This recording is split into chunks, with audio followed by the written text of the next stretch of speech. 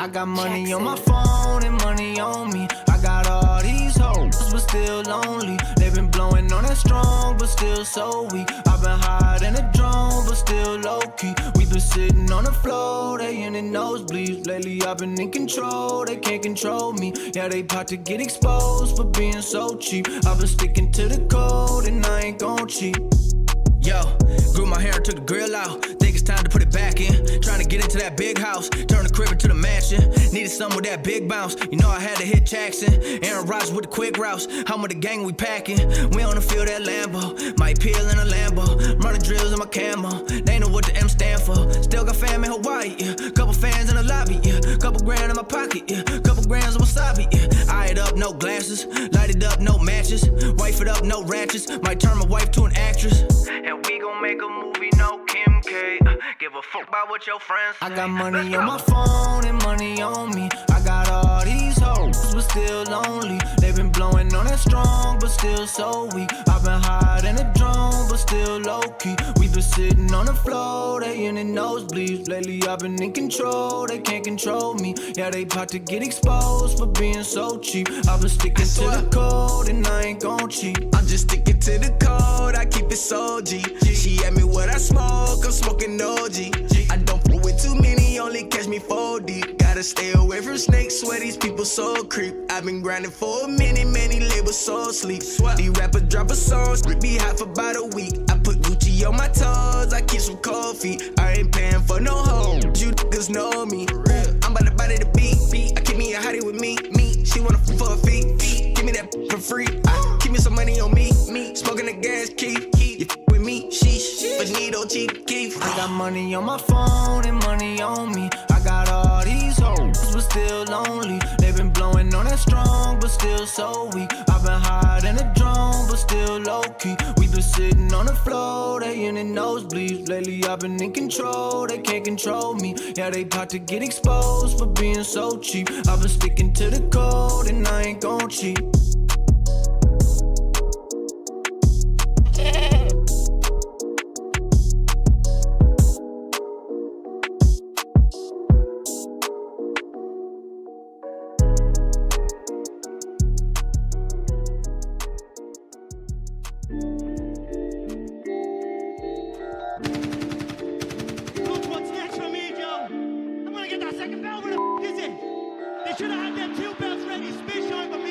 Yeah, head up in the clouds, dog, they saying I look stressed.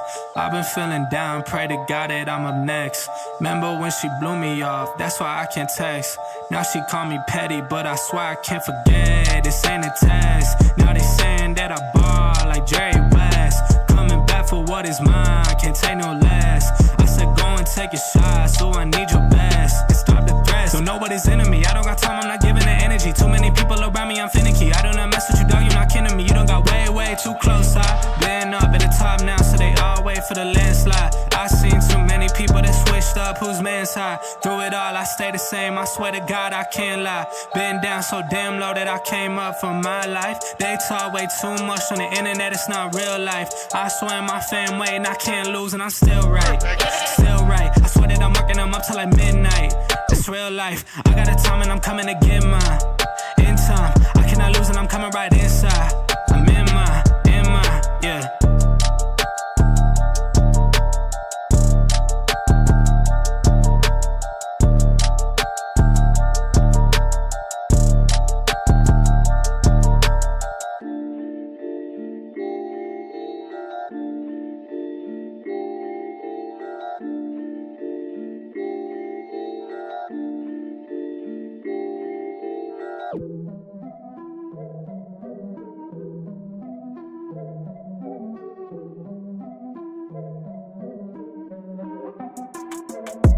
Here we go, at the top of the class on a roll. And it's time to run it up, yeah, you know. Maxed out, put the pedal to the floor. Ayy, on the road, here we go. Yeah, we winning by a landslide. Never see me coming, I'm a landmine. Yeah, I ain't taking orders in command like. Yeah, you about to see me on demand like. You know on demand. If you ain't know, you about to understand. Yeah, I got the team by my side, right hand. Yeah, take it to a extreme, you ain't seen it like that. Yeah, and it's the dream, and we coming for the bag. Yeah, and we ain't ever going back now. Future expedited, now we on the fast track now. They won't lend a hand, now they see us on the map now. It's time to act out. Here we go, at the top of the class on a roll. And it's time to run it up, yeah, you know. Maxed out, put the pedal to the floor. Hey, on the road, here we go, yeah. At the top of the class on a roll. Hey, and it's time to run it up, yeah, you know. Yeah, maxed out, put the pedal to the floor. Yeah, on the road, here we go, here we go.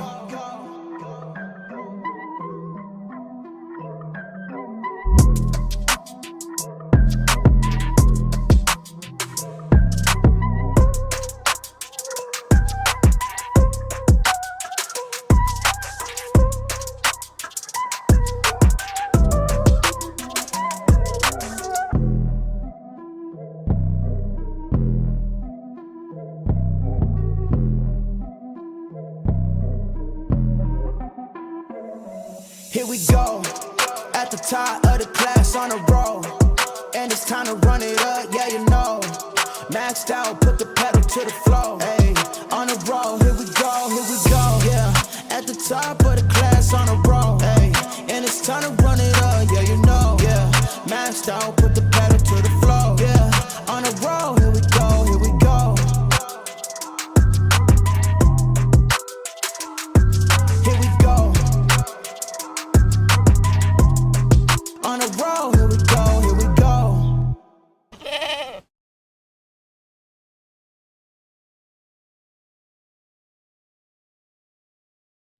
What is going on, everybody? Welcome back to the Frankie Candles live stream every single weekday right here at 5:45 p.m. Eastern Standard Time.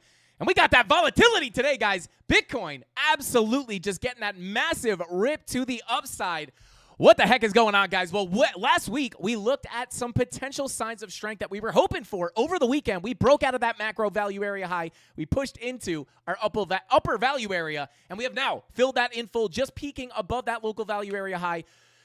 Are we about to see new all-time highs come in on Bitcoin? That's what I want to talk about today, guys, as we did have some key levels of resistance above, and at least as of right now in the lower time frames, guys, we have absolutely smashed through that resistance. It doesn't mean we can't come back down on a higher time frame and reject them, but as of right now, there's literally no reaction at that resistance. And are we potentially on our way up, guys? Because if we hold one of these levels of resistance that I'm going to show you today, if we're able to hold above this, we may be looking at new all-time highs sooner than later, maybe even this week.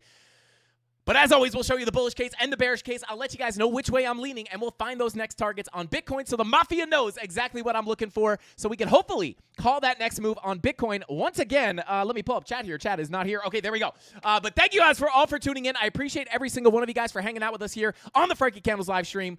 Chilling with the Candle Mafia. Let's go. Let's see. We got Nirvana in the chat. What is going on? Shout out to the one. What is up? We got Pennywise in the chat. Everybody's favorite clown. We got Jesse, our like police guys. Don't forget to smash that like button. Every 100 likes we get gets you guys closer to some free crypto and Frankie Candles hats giveaways. I got the Hunter Green, I guess you could call it, on today. So smash that like button if you have not already. If you appreciate the free content, it helps us out endlessly when you guys smash that like button. So please smash it up. Let's go for 1,000 likes on tonight's live stream. We got some volatility. I think we could do it. And hey, Bitcoin might be on its way to all-time highs. You know, obviously, you know, we don't have to expect it in one candle. But I'm going to break down everything I'm looking at, guys, my trading plan, and exactly how I am personally handling this price action. Let's see. Bison said, so good to be back to the live stream. Let's go. Shout out to Bison9. Welcome back, bro. Always happy to see you here. And I know sometimes, you know, people got busy lives, but it's good to see you back in here, bro. Let's see. We got John in the chat. K Diggity. Phoebe says hi. Shout out to K Diggity. We got Wayne T in the chat. We got Greg said I runs in, tosses Smurfs at everyone and runs out. Shout out to Greg. What is going on, bro? Welcome in. We got Eugene Sky said ETH looking ready to go. We're going to take a look at Ethereum. We'll take a look at the altcoins, guys. And yeah, we're going to break it all down for the Mafia. Shout out to Ligma Wick said big short, small stop loss. So yeah, speaking of potentially looking to short the highs here, let's go ahead and jump on. Shout out to Vegas Claw said don't forget your boy. Shout out to Vegas Claw. But guys, we got a lot to look at here on the charts. I'm going to break down what we looked at last week and how we're seeing it play out on today's price action. So without further ado, let's go ahead and jump on into. Let me hide some of these levels first. Let's go ahead and jump on into the charts. Let's get into it.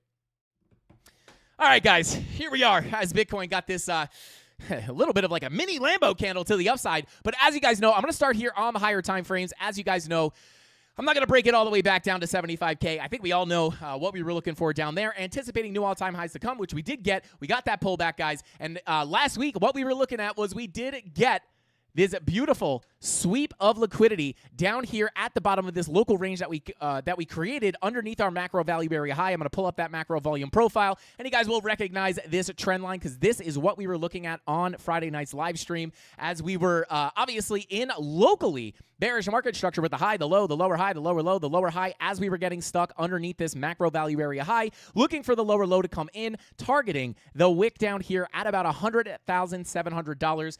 Now, I will say this was a setup in the premium Discord, guys, but I was waiting to come down and actually tap a key level of support here that was not tapped. So unfortunately, I am not long from that level, even though we did get the 4-hour SFP. It happened late at night. I don't like entering trades at night, but we did get the push to the upside, which is really nice. And then last week on the live stream, guys, what we were looking at was the only real big level of resistance. Well, I don't want to say the only big level of resistance, but the major level that we wanted to get on top of in order to identify this sweep of liquidity as a very, very strong signal to potentially pull in some new all-time highs, which still may be able to come.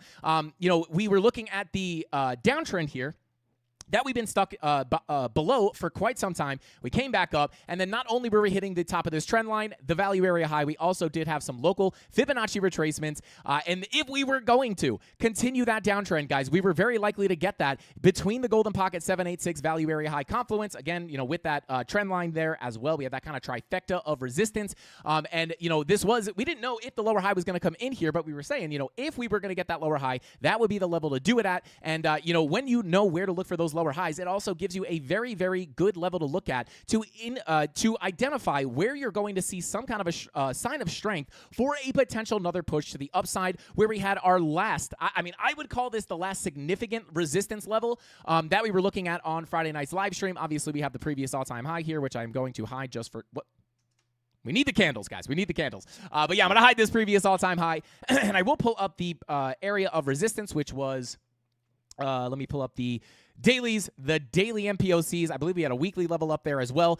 So yeah, we do have our last week's major level of resistance, guys. But as we were talking about, right, get above that local volume profile, local Fibonacci retracement here. Get above this, right? That is kind of that first sign of strength, in my opinion, because once you get above that 786, all we have to do is hop on top of that value area high, potentially invalidating the idea of that lower high coming in. The importance of this trend line was absolutely huge. And then once we hopped on top of that, we had the key levels to look at to the upside, which were simply going to be sitting in this upper volume profile, looking for a push into that value area low. And then this was that line in the sand we were talking about to get above, flip to support in order to, once we get above this level, guys, this is where I start to feel very, very good about all-time highs. And the reason for that is because at that point, you've kind of invalidated the local lower high situation, obviously. And then once you get accepted into this previous area of value, really the only other big resistance level that we would be very likely to put a lower high in on before putting in another lower low on price would be the macro, I don't want to call it macro, but the full 786 Golden Pocket retracement. And specifically what we were looking at was the 786, right? We had the Golden Pocket here, but at the end of the day, all the confluence was sitting up here between about $108.9 all the way up to about $109,640. And we patiently sat there. We got the push to the upside into that value area low. And then once we held above this, this is where we are going to be looking. We were going to be looking for the push not only into this key level of resistance. And the idea here, guys, is if we are going to put in a lower high, that 786 would be the area that we would have to reject, because if we're able to hold above this 786, by the way, sitting at about $109,558.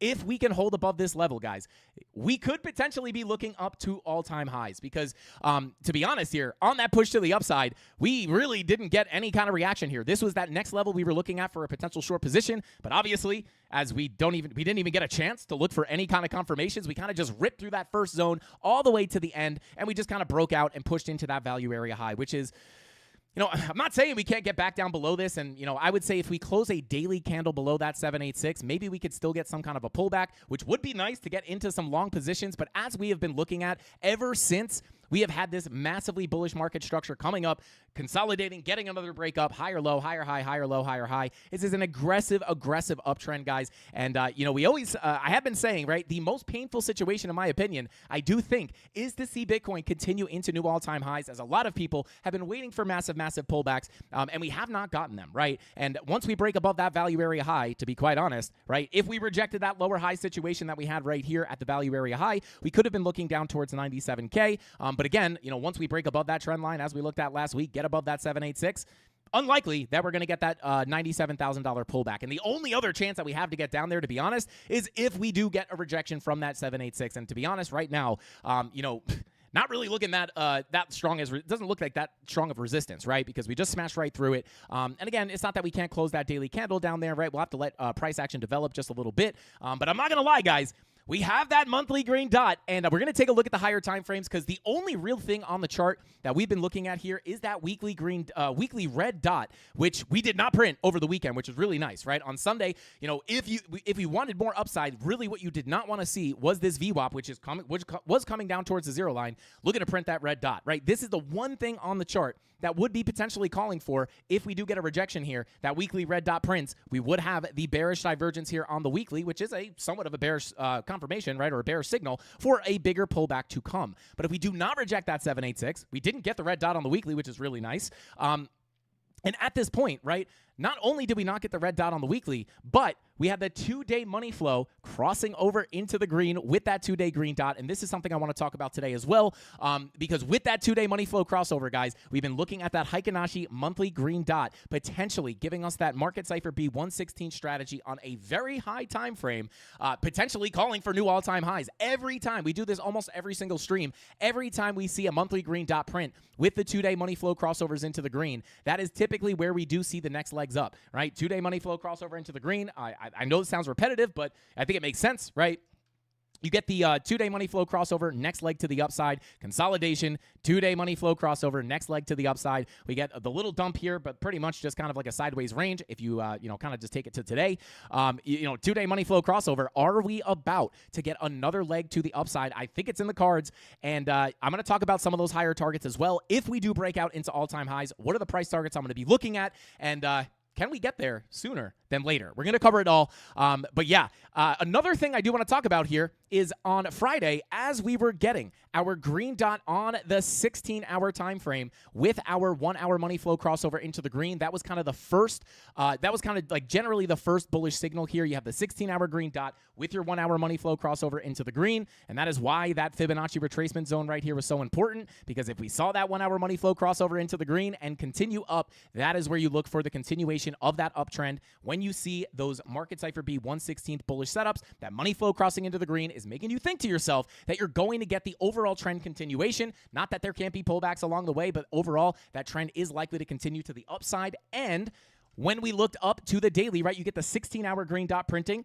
continuing to the upside. And then over the weekend, what we were looking for was that green dot on the daily with our 90-minute money flow crossover into the green, and we did get that to print here on Saturday, and you do get the continuation to the upside into our, technically through our next key level of resistance, but again, these are just levels that as price action approaches these, this is where we look for our bearish confirmations, and again, as you come up in here and slam through that level completely, not really much of a confirmation to take a short there, right? So that's what we were looking at. This is where we're at. And I'm not going to lie, guys. The biggest level on the chart as of right now, first sign of strength here, get above the value area high. Second sign of strength, get above that value area low, calling for the move to the upside. And that last chance for the rejection is here at the 786. If we can stay above this 786, and to be honest with you guys, even if we pull back a little bit, overall, right, I would like to see like weekly candle closures above this. I'm going to compare this to a little bit older price action and kind of show you guys how this typically does play out. It doesn't mean that we can't get above this locally, but if we can stay above this level for the most part on the higher time frames, guys, this invalidates the idea of any kind of lower high coming in here. It's the last chance for the bears to slam this thing back to the downside. And to be honest, like I said, The Max Payne situation, I do think, is to the upside with how bearish people were getting down here at $75,000. I think a lot of people were expecting massive, massive dumps, which we never got. And I do think if this thing just continues to cook to the upside, I think a lot of people are going to be in a lot of pain. And again, that is just specifically based off of how bearish people were down here. Thinking it was the bear market. Oh my God, it's never going to end. I know this was really painful, but again, this was a key level of support that we were looking at for a push to the upside, a higher low to come in on our 786. Like I said, just like here, this larger 786 is the last level to put in a lower high to continue down. Same thing down here. As we push down to that level, we had a 786 Fibonacci retracement there, looking for the bullish confirmations, which we did get. This is why I never fell in the camp that this was the bear market. We looked for a potential higher low and a higher high, which obviously we already did make the new all-time highs as we expected. But things look bullish here, guys. That 2-day money flow, if we could keep this going into the green with that monthly green dot, guys, I do think we could see new all-time highs. But the real question is, how high can we go? Are we going to 500K, 200K, 150K, 115K? Where are we going? I'm going to cover it. I'm going to jump into chat real quick here in a second. Let's see here. Yo, shout out to Begcoin, said, raise your hand if you thought 74K was the bear market. How do you anti-raise your hand? I'm just going to hold my hands down super low. But no. Let's see. Captain Kirk in the chat. Welcome in, Captain Kirk. Thank you for being here. We appreciate you. CandleMafia Mama, what is going on? We got Rob the Crypto Snob. Guys, show the mod some love in the chat. Short a pullback to 107K. And yeah, I'm going to get a little bit more in detail on these actual levels. Vital says bullish. Let's go, baby. Let's go. No, Pepe will dump to 5-0. Shout out to the one. Maybe we'll take a look at Pepe today. Banana Zone incoming. Shout out to JP. Everybody's been calling for the Banana Zone for so long. And I'm not going to lie. At some point, this is something I could tell you guys with 100% certainty. At some point in the future, we will see the Banana Zone. But yeah, let's see. Can you guys buy some Pepe? I'm looking for it to go to all-time highs, and I'll send it. But I need you guys to buy more so I can sell, please. Shout out to Ghost Trader. Shout out to you, bro. I'll try to take a look at Pepe in a minute. Upside sounds good. Yeah, shout out to Kembro. Yeah, I would, to be quite honest with you, yeah, I don't know. It's like I almost want to say, like, I really want some more upside because, it would be really nice. It's like, but again, like, I don't know. Contextually, it's like, I don't know. Like, this is, again, like, at 75K, like, one of the big things that we looked at, guys, like, there was nothing really, obviously, it was bearish because we were coming down, but, like, we didn't break any significant market structure. As I say every time we look at this, right, there's, like, really no reason to expect the bear market here. Now, if we had lost the 786 down here, I would have been a little bit more concerned, right? And it's going to be the same thing here, right? If we can hold above that 786, I'm going to be looking into new all-time highs. And before we jump into the nitty-gritty levels here, guys, I do want to talk about those upper targets. I'm going to go ahead and hide the TA here real quick. We'll take a sip of that black coffee. Oh, my God, I just inhaled that. Let's see. Bananas in Pajamas are buying BTC. Shout out to You Girl, I Grow. That was a fire show. I grew up on that show. Bananas in Pajamas. That's, wow, you just broke my brain, bro. You just gave me nostalgia like crazy. Yo, shout out to Vegas Call said, yo, Frankie, that VTech is fresh. Yeah, people say my cadence has some VTech. Sometimes when we get excited, we start talking really fast. But let's see here. And even, guys, looking at the SPY, right? This is another thing we were looking at last week, right? SPY sitting above the value area high. Well, last week, it wasn't down here. But we were above that value area low, right? Pushing into that POC, flipping that POC to support. If the SPY can push up into this value area high, that would also align with the idea that Bitcoin could get some more upside, right? And based off the laws of the volume profile, we look to hold the value area low. Next likely place for price to go is the POC. Flip above that. Next likely place for price to go is going to be that value area high. Just like when you deviate above, you look for it to go to the POC and the low. It's the same thing on the way up. And the fact that we're holding above this POC, if we can maintain support up here and the SPY can continue up towards that value area high over the next couple of days, that would be absolutely beautiful for Bitcoin. But if we jump in here, I want to talk about some of those new all-time high targets. If you guys have any questions, please ask them in the chat. I'm happy to answer them. But if we go ahead and pull our Fibonacci retracement from the high to the low, we're going to pull up our extension levels. And if we do wind up cracking into new all-time highs, maybe we get some turbulence up here. But if we do shoot up here, break the high, guys, the next target I will be watching is going to be sitting between these two extension levels, starting off between about $114,816 and $116,899, between about 115 and 117K. And obviously, we do have another level up here sitting at about 119,286. I was talking to the premium Discord earlier today in our live stream about how 120,000 is kind of incorporated in this level that is like somewhat of a psychological level. So you have the technical level here at 119,286. That would technically run up to about 120K looking at that psychological level.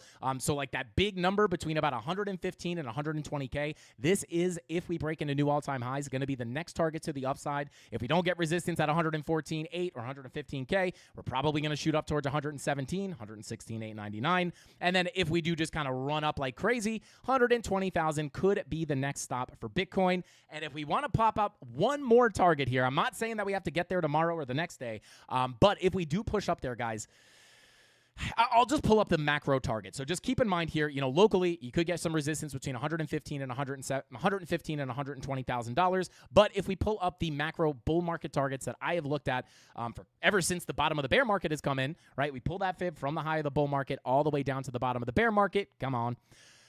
That next real major Fibonacci target, as far as the extension levels go, right? Our first target was here. I actually did not have the 81K. I took this off the chart because this was kind of like a intermediary level. But really our first target for the massive bull market highs were going to be between $102 and $91,000. You can see we came in here, we peaked above, we kind of stalled out, got our first big bull market correction, and now we are starting to crack out of here. So if we break those all-time highs, guys, understand you do have those local targets, 115 to 120K. But at the end of the day, the next major bull market target is going to be sitting here between 137,520 and 156,121. 155K might be, I don't know if you would call that a psychological number, but I feel like 150 to 155K is like more of like the psychological target that people look for. But again, if for some reason we do just smash through those local resistance levels that I just showed you, 137 to 156K is probably going to be the next major pit stop for Bitcoin, in my opinion, right? Unless we see some crazy thing happen where we just yeet up to $200,000. This is very likely, just like this level was something we were watching ever since. Again, we've been looking at this Fibonacci extension ever since we put in the low in the bear market because we needed that low to pull the extension. And then once we pull that, right, we just wait patiently. Like, I remember saying on the live stream, like, wow, guys, imagine that. At some point in the future, we're going to be talking about Bitcoin sitting at $102,000. And it came pretty quickly, right? So, I know 137 to 155K sounds crazy, but it only sounds crazy until it's not. So those are going to be the next big targets I'm looking at to the upside. And again, why do I think that this is possible? Number one, again, every sign of strength, the break above the trend line, the break above the macro value area high at 105.5 or 105.8. And then the break above that value area low. Once we broke above this macro local value area low of this upper range locally, guys, this is where I start to feel pretty good about all-time highs. Now, again, it doesn't mean that we have to yeet up to all-time highs right this second, but you can see we broke above that value area low, flipped it to support. POC and value area high locally are going to be what's expected next. Obviously, you see that volume profile fill in full, as you would expect. These are all levels we gave on the live stream on Friday. But, if we break this 786 up here, guys, it's literally the last level, right? And again, maybe let me bring this up real quick, right? It's the same thing we looked at for new all-time highs at the beginning of the cycle, right? You pull your fib from the high to the low. That 786 right here at $55,000, or what is it, $57,000. This was that last line of defense, where if broken, right, and you can see we tapped it, we came back up, we came back down, and then we slipped it a little bit, but eventually we did hold above this before putting in new all-time highs. It's the same thing with what we're looking at locally here. Sure, you could get above it, tap it again, break below it, play around with it, but as long as you're able to stay above that level for the most part, that is where we're going to be looking for major moves to the upside. And I could even show it a little bit more locally. Same thing with our pump up from $75,000. We knew if we were going to put in a lower high, it was very, very likely to come between the golden pocket and the 786 retracement. As we pushed into these levels, we analyzed price, money flow, and market cipher B just in general. As you push into this area, you're thinking, well, hey, this is an area where you could put a lower high in, but money flow is coming into the green, making you anticipate higher lows and higher highs to come. So no short at the golden pocket. And then once we get above there, this was that last level that you would have the opportunity to put a lower high in before putting in a new low. And then once we hopped above there, you could see we bounced on it, we slipped it a little bit, but for the most part, we closed all of our daily candles above that level. It gets sketchy, but really for the most part, we stayed above that. All the daily candle closures were above, and then we get the new all-time highs to come, right? Once you break that level, it's like the only place you have to look is really new all-time highs. Because again, if you're going to get that rejection for the lower high, it's very likely to come in at that 786. You start breaking above this, the idea of putting in the lower high is invalidated, right? You're just going to break into new all-time highs. It's the same thing right here, right? It's just a little bit more local. Break above that 786, right? Hopefully we could close the daily candle above there. I would really like to see that today. If not, yeah, I would say high time frame candle closures above this would call for the new all-time highs. And to be honest, even if we do pull back a little bit, it doesn't mean you're guaranteed to get the new low. But, just from a context standpoint, based off of everything I just explained in the past, right? Anytime we look at those 786s, it's going to be, number one, where you're looking for the lower high. And then number two, the plus side of that is if you break above it, it gives you a clear doorway to higher prices. And that is where I'd be looking up towards about 114, 816 is going to be that first technical level, 115K. It's going to be a zone, but that's going to be that next area that I'm going to be looking at, guys. And again, with the two-day money flow crossing into the green, monthly green dot, and the fact that we didn't print the weekly red dot over the weekend is very nice. The only kind of bearish situation I could see here, and in general, I would still lean more bullish. Even if we get a short here up at the 786, got to treat it as a scalp, right? Because you don't want to come down here and then just tap the value area low and then finally break out. I am definitely going to handle any short positions as scalps until proven otherwise. Because again, anything can happen here, guys, right? We can get some bad news tomorrow or something, reject the 786. But again, I would not be looking, as of right now, with the way, it's not only the two-day money flow with the monthly green dot. And again, this is something we've covered forever, right? Or not forever, but for a very long time. These high time frames take a long time to develop. So when you see that monthly green dot, like I did in the beginning of the stream, in confluence with the two-day money flow crossovers, every single time, not almost every single time, literally every single time in this bull run, it has triggered the next leg to the upside. It does not guarantee that we're about to get that leg to the upside, but it's all about probabilities. And the probabilities here, in my opinion, are in our favor for a move to the upside. And let me pull back up my regular candles here.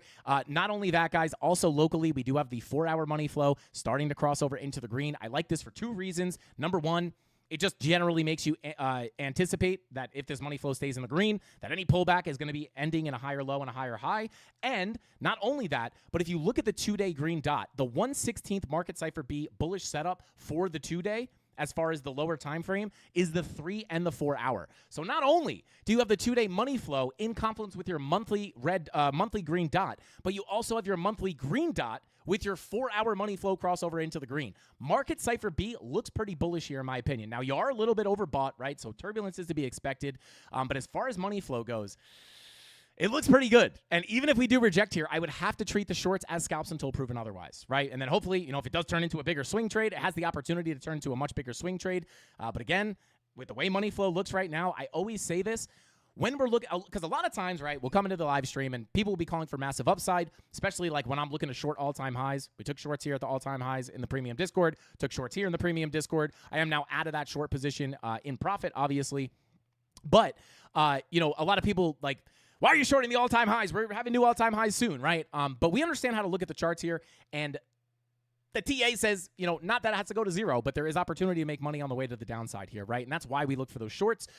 But what I always say, right, when we're looking for the short positions, right, like even the short I took here, people will be like, oh, we're about to break into new all-time highs. And like, could that have happened? Absolutely. But, the thought process here is like, if we're going to put in new all-time highs, right, typically money flow is in the red and about to cross over into the green. But what do we have here, right? Money flow is coming into the zero line, looking to cross over into the red, making you anticipate lows, lower highs, lower lows, lower highs, lower lows, right? And that's the idea for those short positions. We don't just short because price is pumping and we're just trying to get in and catch knives, right? Or catch reverse knives.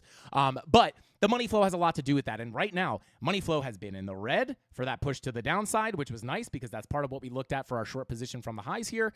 And then now we have money flow crossing into the green, which is very nice for the continuation to the upside, targeting those new all-time highs. So it's 4-hour money flow, 3-hour money flow crossing into the green with the 2-day green dot, and then just even the daily green dot confirmed with the 90-minute money flow crossover. Like everything is starting to align in the right direction. It does not mean you can't get a surprise dump to the downside, but again, I want you guys to be aware of the biggest key levels to remain above, right? And I don't say this to brag or say like, oh, RTA plays out every time, because it doesn't, right? We're not right 100% of the time. We're right way more often than we're wrong, but it's all about probabilities, right? There's always a chance to be wrong.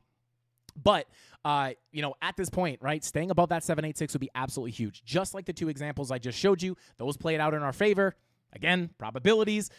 So yeah, this 786 sitting at $109,550 is a huge, huge level to stay above. And again, if we lose it locally, remember, we've seen the 786s slipped in the past. It's really the high time frames, right? So if we get a little pullback, we want to get quick rips back above. Hopefully closing daily and weekly candles up there would be nice. Dailies would be really nice. If not, if we could at least close the weeklies up there, it would be a very, very good sign for more upside. And again, the only real bearish, it's nice that we didn't get the reaction here, right? Because with that last level of defense, and it honestly, guys, pretty confident level of resistance, right? It's not just the 786. We had a lot of levels up in here. Again, daily horizontals, daily MPOCs, weekly horizontals, like a lot of confluence up in these resistance levels. And we just pretty much, at least as of right now, smashed right through them. So yeah, doesn't look too bad in my opinion. So I am definitely going to be greedy with longs on the way down if we can find some new entries, and definitely very, very conservative with the shorts. You do not want to just blindly short strength, right? It's not that, I never, ever, ever, ever just have like limit orders sitting at resistance, right? For these exact reasons, even if, oftentimes you will get a reaction, but like if you don't get confirmations to enter the short there, you're going to want to like sit on your hands. It's not that limit orders are always bad, but the way I trade, I like to just jump in aggressively on confirmation, right? If I don't see those confirmations, I don't enter the trade. Sometimes that ends up in missing a trade, but more often than not, it ends up being the right decision, right? Something like this, right? You could just jump in here and get into the trade, but you would have gotten absolutely slapped. So yeah, let's see.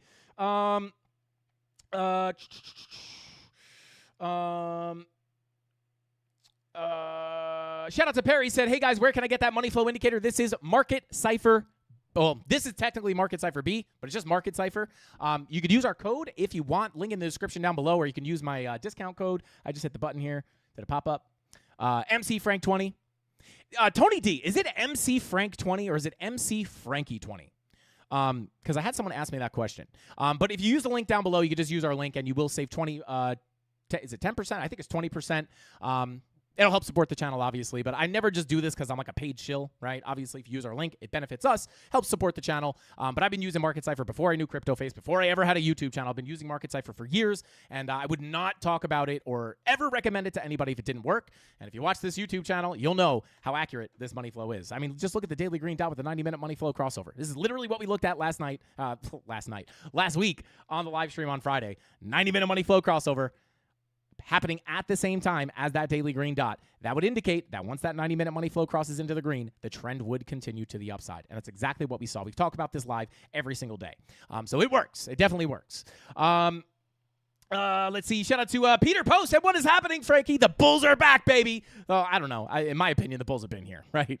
Again, when in doubt, zoom out, guys, right? Like, this is, again, and especially with how bearish everybody got down here. Yeah, like new all-time highs we already got, very likely. And again, right, like just aggressive uptrend here. And the fact that we did not front run, but SFP this low here, barely front running. And again, guys, gets a little bit, not frustrating, but it's a little bit painful, right? Because I mean, I could show it here. Let me, I'm going to pull up my face cam real quick because I don't want to leak any posts just because it wouldn't be fair for the people who pay for the Discord.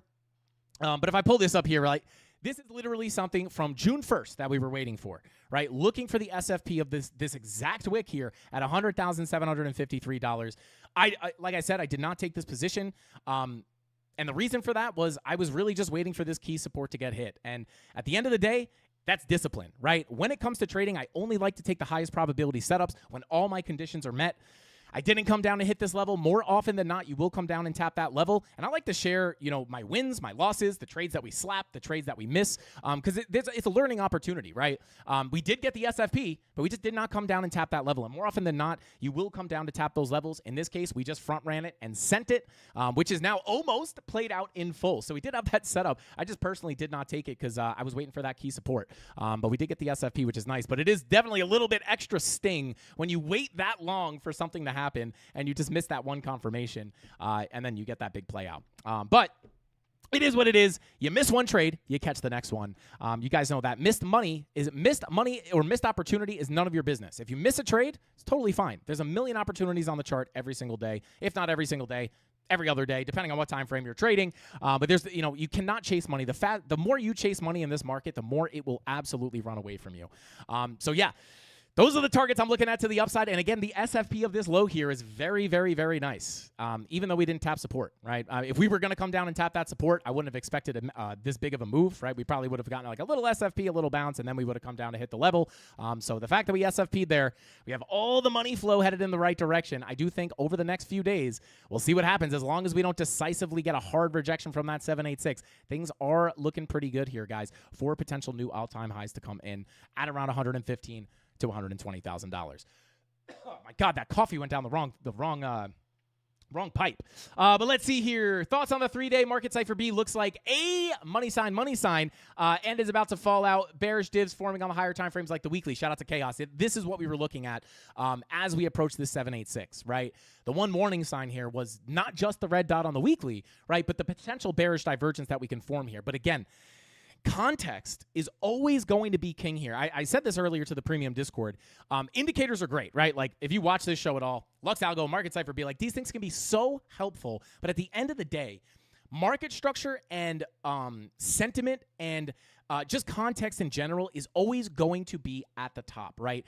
Because if the market is bullish and you just happen to be about to print a red dot on the weekly or something like that, if things are looking bullish, that's why I like to show the actual key levels. Like on last week when we were talking about the macro range, right? Like last week, if I hide this, right, last week approaching this key level is like, well, hey, we have the weekly red dot printing. We are coming into our key level of resistance,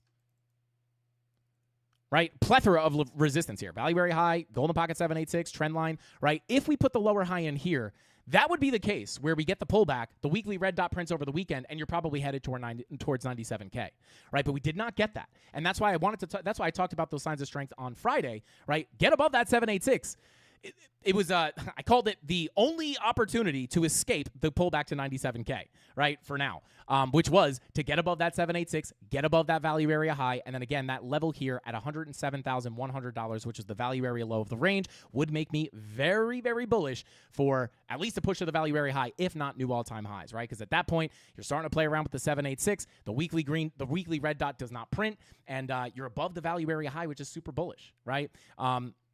Anytime we get below this, let's say we do get a nuke from the 786, we push down, value area high would be key support. I do want to talk about some of the key levels in case we do get a pullback here, guys. But, once you lose this value area high again, that's just where it becomes generally more bearish, right? Because anytime you break that value area high, just like here, get back down below, bearish retest, you attempt to break out, you fail, boom, you get another low to come in, right? So getting above that is a huge level to get above, right? It's a very important level, and you're also breaking the local 786 and the trend line, right? Which is nice. We compared this, like, it's pretty crazy because it actually played out like almost exactly the same.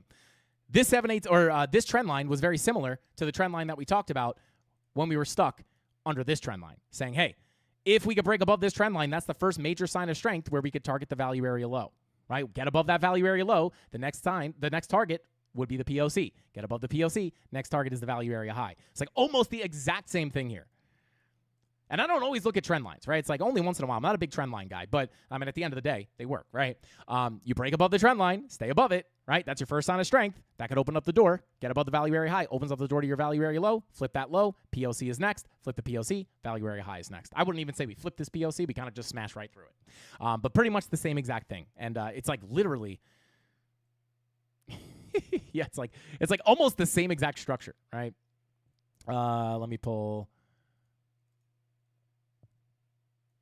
make it a little bit smaller here, right? You get the move up, you break that trend line, you flip it as support, flip the value area low, right into the value area high. Wow, that's kind of weird, right? Are we about to see this happen? Push into the $115,000 level. That's eerie. But yeah, and again, the reason for showing these technical signs of strength as far as the levels, the market structure, the Fibonacci retracements is because at the end of the day, indicators, no matter how good they are, right, can fake out sometimes, right? The indicators are not what moves the price, right? They're just taking the information of the candles and plotting them in a visual form. And that's why, sometimes when things are chopped up on Market Cipher, that's why we just focus on the volume profiles and the market structure and the key levels. So there you go. Let's see. James Wynn is crying. Shout out to Andrew. Yeah, probably. Let's see. BTC. Oh, never mind BTC. It's 10 days until 28 years later. Shout out to Nathan. I don't even know what that means. Shout out to you, brother. I love money so much. Shout out to Eddie. Let's go to Crypto. Who said that? Crypto Sharknado. Let's go. Welcome in, bro. Good to see you. Win probably shorted. Yikes. Let's see. And yeah, I mean, at the end of the day, guys, like, I know it's bullish. Oh no, why are we frozen? Why are we frozen? Are we live? Are we frozen? Can you guys hear me? Can you see me? Okay, we're good. Oh my God, what is happening? All right, I'm frozen on my screen. I'm going to go ahead and close ExoCharts real quick. Oh God. Oh God, is this going to break? Don't blue screen on me. Okay, are we good? I think we're good. Can you guys see me? Frozen Frankie. Okay, I'm going to go ahead and all right, hopefully we're good. Hopefully we're good. I think we're back. But I know things are bullish here, guys. I just want to be very clear. It's you know, this is not necessarily the time to long, right? And listen, can you long here and just send it up? Absolutely. But you know, pullbacks are to be expected, right? Yeah, there's going to be turbulence in the market. We're good. Okay, cool. Beautiful. But yeah, you know, I know it's super bullish. Pullbacks are possible, right? Even if we lose that 786 locally, remember it's the high time frame candles I want to close above there. So let's talk about that key support. I'm going to take these resistance levels off the chart, right? Because we smashed right through them, hide that previous all-time high. As of right now, guys, let me hide the macro current volume profile, bada boom, and we'll just take a look at this, right? So locally, right, we're just within this local volume profile. We deviated above the high, right? So if we do cool off, some key levels to watch down below. POC at 108,000, almost 109K. Below that, you have obviously the value area low at 107K. And then really the key level to hold above, in my opinion, right, is, again, going to be very, very, very close to this value area high. Like 105,750. Even $106,000. Like this zone right here. Let me pull some fibs here. Let's pull it from the low to the high. I would say as of right now, if we got a bigger pullback, the biggest level to remain above on the chart right now is going to be 106.2 to about 105,745. Why is that? Well, number one, obviously, it's the 786, right? We could watch these local volume profile levels, which are very nice, right? If you deviate above the high, get sucked back in, can't get back above, POC would be next. Lose the POC, go to the value area low. This would be okay, in my opinion, because you have the golden pocket and the value area low in confluence here. That could be a place to put in the higher low before continuing up. And then if we slip that level, the 786 value area high is going to be key. We really don't want, if you want a continuation up, we really don't want to get stuck back onto that value area high. Because again, at that point, you're rejecting the 786, you're losing your local volume profile, and you're potentially getting accepted into your previous macro volume profile. At that point, your weekly red dot might be printing, and that bearish divergence on the weekly would also be printing, right? We obviously do have the higher highs on our price action. Whoops. Let me hide the upper profile, right? Obviously, you do have the higher highs, right, with your lower highs on your momentum waves, right? So you do not want to see that. If you start losing the value area high around 105 to 106K, 105,750 to 106K, start getting stuck under that value area high. Weekly bearish divergence is confirmed. You know, maybe that's where you go back down to 97K. But again, locally, we have support and money flow in our favor here, right? We're above massive levels of support, and we are also meaning the 786, and we also have the local volume profile, right? So there's plenty of room here, especially with money flow, to look for that continuation of the uptrend. Let me get rid of this. Yeah, let's get rid of that. So yeah, you know, if we do pull back, right, that would be nice. I don't even know if we'll be lucky enough to get that, right? Like I said, I think the most painful situation here for many people is just Lambo candles. So yeah. That is pretty much what we're looking at, guys. Value area low, golden pocket sitting between 107.2 to 107K, right? Lose that, 786. Value area high is going to be the next biggest key level. And then again, if we do pull back, like, I mean, your full golden pocket retracement sits right here, closer to $104,303. I will be looking for longs on this level, but again, just like any other time we're below that value area high, you do have to be careful. right? Because at that point, if you do come all the way back down there, you are longing with resistance above. Doesn't mean you can't break back out. This is the full golden pocket retracement from the low all the way to the high here since the SFP at 100,700, right? So if we come down there, we also do have confluence down here. We have daily MPOCs. Let me pull that up real quick. All right, so you do have daily MPOC right there as well. 786 daily MPOC underneath that. So, if we did, I would, at this point, now that we've gotten the move up so quickly, I would prefer not to come down there at this point. I'd rather hold these bigger or higher up, lower levels. But if we did come down there, it's like you could get the golden pocket retracement, higher low, higher high. But at that point, again, you're below resistance. At that point, you probably have the red dot printing on the weekly, which does open up the door for more downside. It just becomes a very difficult trade, in my opinion, right? So, yeah, local levels, definitely going to be watching that value area low and that 786. All right, we'll pull it right here. No, actually, let's pull it. Come on. Actually, I'm going to pull it right here. So there you go. These are the biggest levels. Hold above 106K. Maybe you get the breakdown, right? If you don't bounce from the golden pocket value area low, deviate below. This is where you can look for bullish confirmations, test that value area high as support once again, and then get the bigger move to the upside. And then let me check on this anchored VWAP. Anytime we look at the anchored VWAPs, guys, obviously we're going to be looking from the all-time high, which we obviously have gotten above at this point, and we can look from the low of that downtrend. And yeah, I mean, you'll have your anchored VWAP coming up there as well, which is very, very nice. Much better than the confluence I was looking at earlier, which was near this daily naked point of control. If you have your anchored if we do get that pullback, your anchored VWAP sitting up here, oh, that would be really nice to continue the uptrend, right? And that would be, again, like once we lose that level, it gets a little bit shady. I would like to hold above $106,000 and between 106,264 and 105,740. Really want to hold above that level to maintain this bullish sentiment, right? We break down below that value area high. You have options to bounce, but it just gets a little bit more sketchy because you're getting accepted into your larger area of value. Now, before we move on, guys, I do want to talk about another volume profile that I'm looking at that I have not. Well, actually, we have shown this on the live stream a couple of times. I don't have it. I didn't have it living on the chart, but I will just pull it up here now, right? So we'll pull it all the way from May 8th all the way to the current price action, right? This is a volume profile I'm watching as well, right? If we go ahead, this value area high comes in at about $107,841. We've already kind of broken out there. This is another level that we could potentially look at for confluence, right? Let me go ahead and pull this retracement. Yeah, I mean, I would still say that $106,000 level is more important. But in an aggressive fashion, if we just continue, if we're just going to get a small pullback before sending it back to the upside, this is another level we can look at. 108,341 down to about 107,649. Again, it's more local. Again, 106K is really the level I would want to stay above. But just to kind of mention that, right? Like deviation, you look at this in hindsight, deviation above the value area high.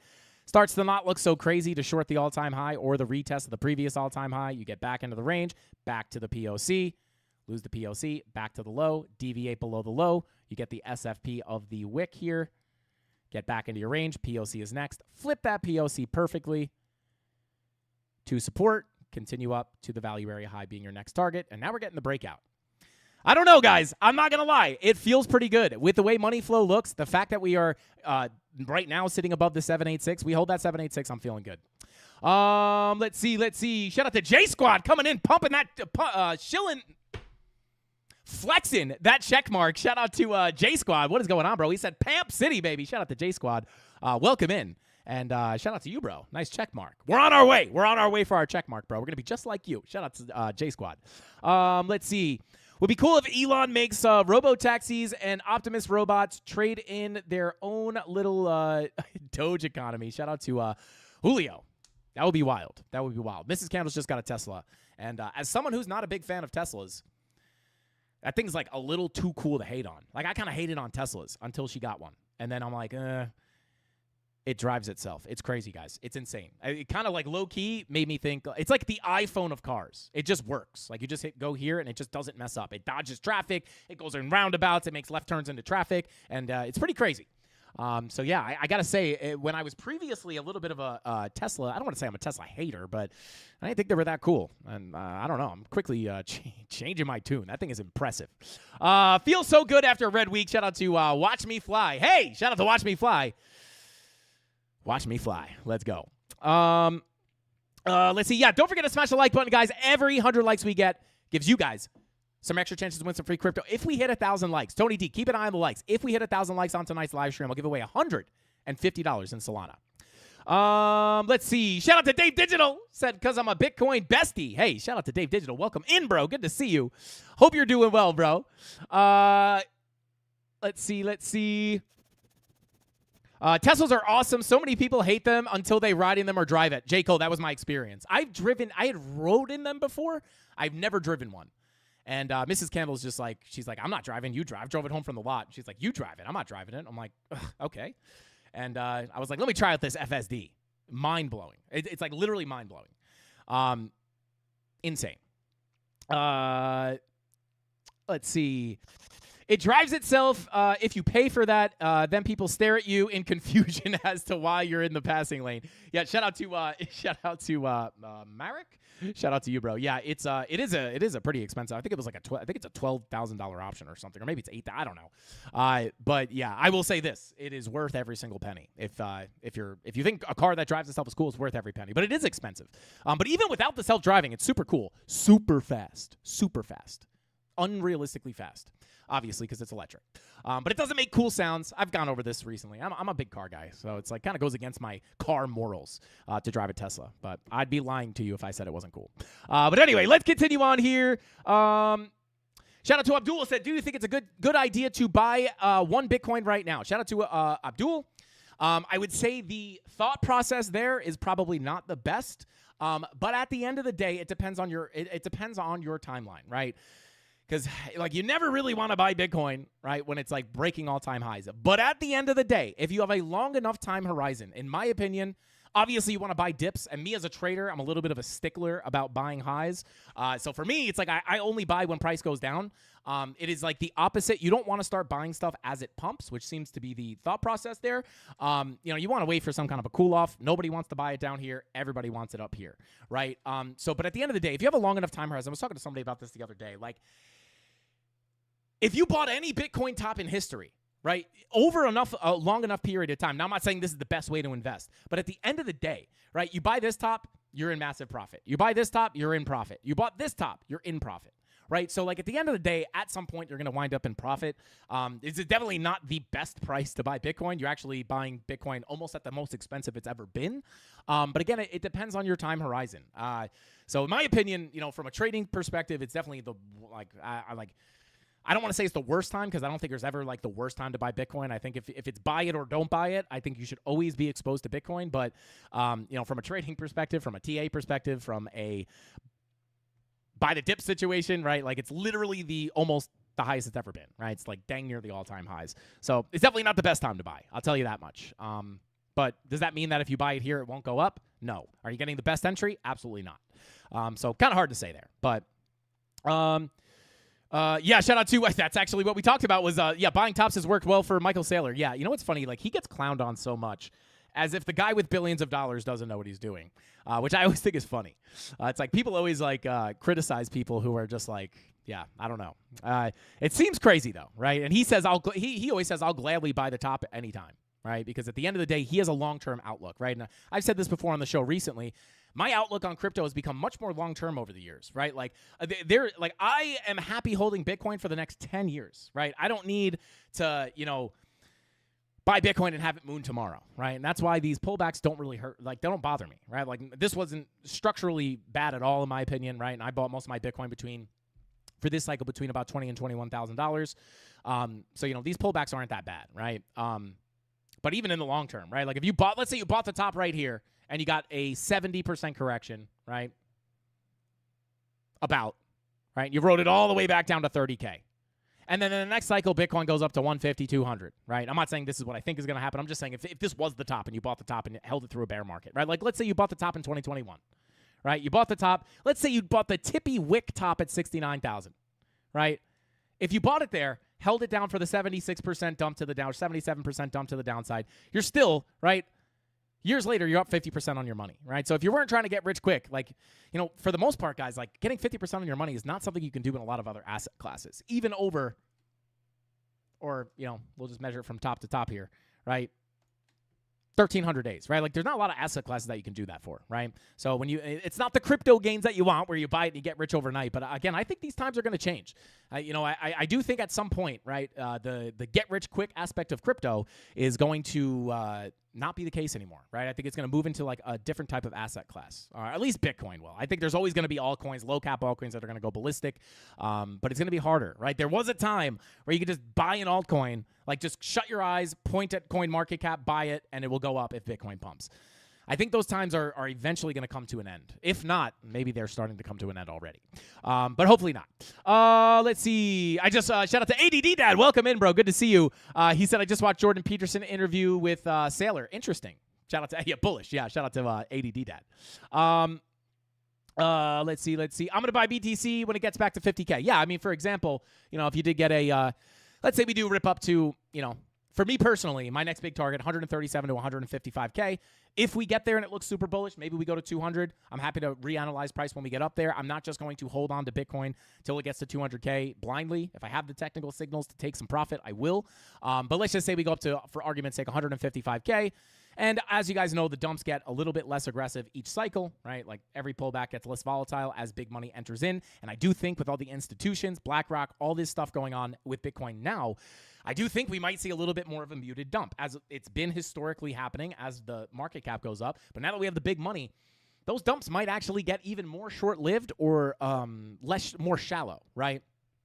So when we look at this, if you get, let's say we get like a 70%, or we got 77% last bear market. So let's say we get 75%, right? Maybe 40K, right? And it again depends on how high we go. If we go to 200K, the bottom will be higher. But like, you know, yeah, I mean, even if it's like a 70% correction, 46K, yeah, I think it's, you know, when we're pumping, people always say like, you know, on the way up, it's like people are like, we're never going to see 20K again. We broke the all-time high. We're never going to see 20K, right? And then you go to 15K. So, yeah, you know, again, I'm not someone who's going to buy the top, but, yeah, I mean, obviously accumulate in the bear markets. But at the end of the day, even if you bought the tops, you're going to wind up in profit at some point. I believe in Bitcoin long-term. So, let's see. Assuming another bear market, 60 to 80% drop, going to buy as much as possibly below 70K. Shout out to Ken, bro. Let's get it, baby. I mean, like even here, right? Our thought process was retest the previous all-time high. You know, maybe we see something similar to that, right? We come retest the previous all-time high at 65K, maybe lower. Again, it also depends on how high we go, right? Like I think if we topped out, you know, here, right, I think a dump down below 50K is very likely. But again, I don't think the top of the bull market is here. Even if we get a bigger pullback and we see a more bearish scenario play out, I still don't think it's like necessarily the top of the bull market. So yeah, it really depends on how high we go. Shout out to Watch Me Fly said, I don't think we'll ever see below 100K again. Shout out to Watch Me Fly. Watch it fly, baby. Let's go. Listen, is that possible? Yeah. I mean, I think that's probably likely that we see below 100K again. But again, it all depends, right? Like, at the end of the day, we can, you know, we're at 109K or 110K, right? Like, we could just dip a little bit and be below 100K. So, yeah, maybe not, though. I wouldn't think that. I think it's likely, right? Even if we come up here, right, like getting below it again would be pretty likely, in my opinion. If we went super high, right? If we went to like 200 and, I don't know, let's say we went to like 250. Yeah, I don't know. Even if you went to 250 and you got like a 70, let's say you got a 65% pullback, you're still below 100K.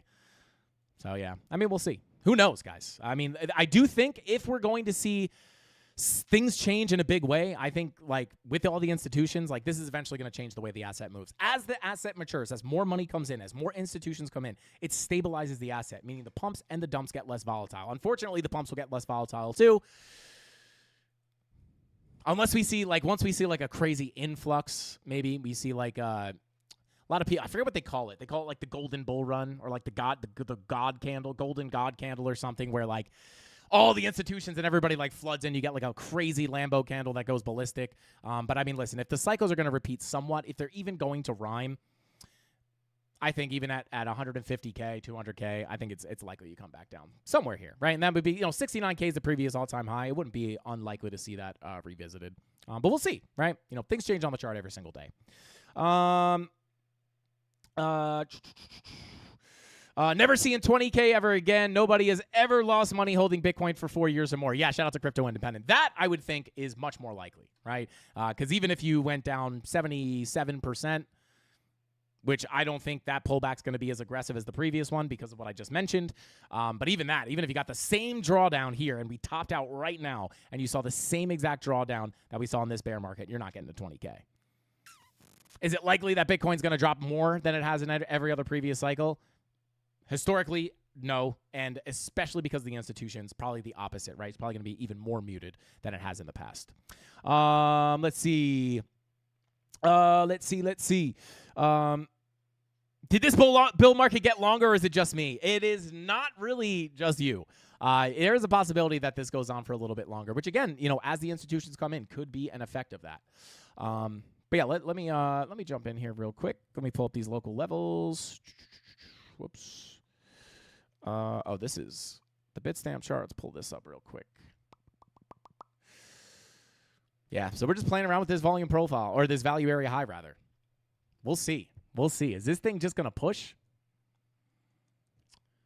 I don't know. And again, for anyone who has not seen this, if you use Market Cipher, if you have Market Cipher, if you don't, just look at this.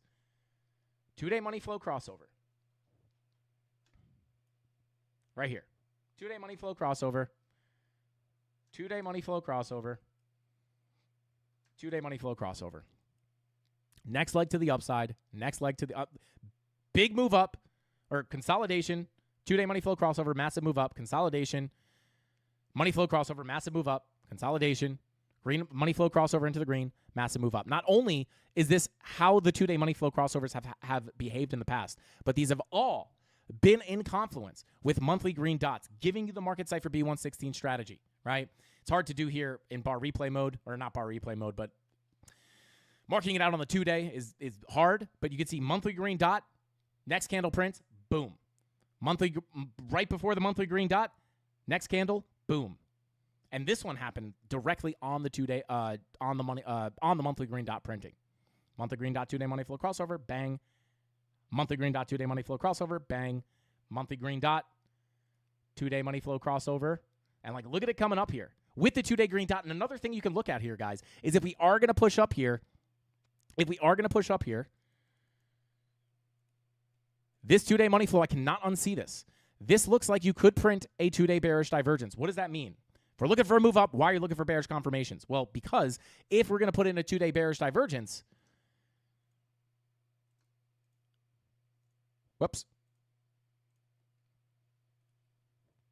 we need a higher high on price, calling for a break in structure to the upside, a.k.a. calling a new all-time high. We'll see what this gives us. The only way this doesn't happen, right? I don't want to say the only way, right? I don't want to act like this is guaranteed, right? But it does look good. Probabilities are definitely in our favor here for the upside.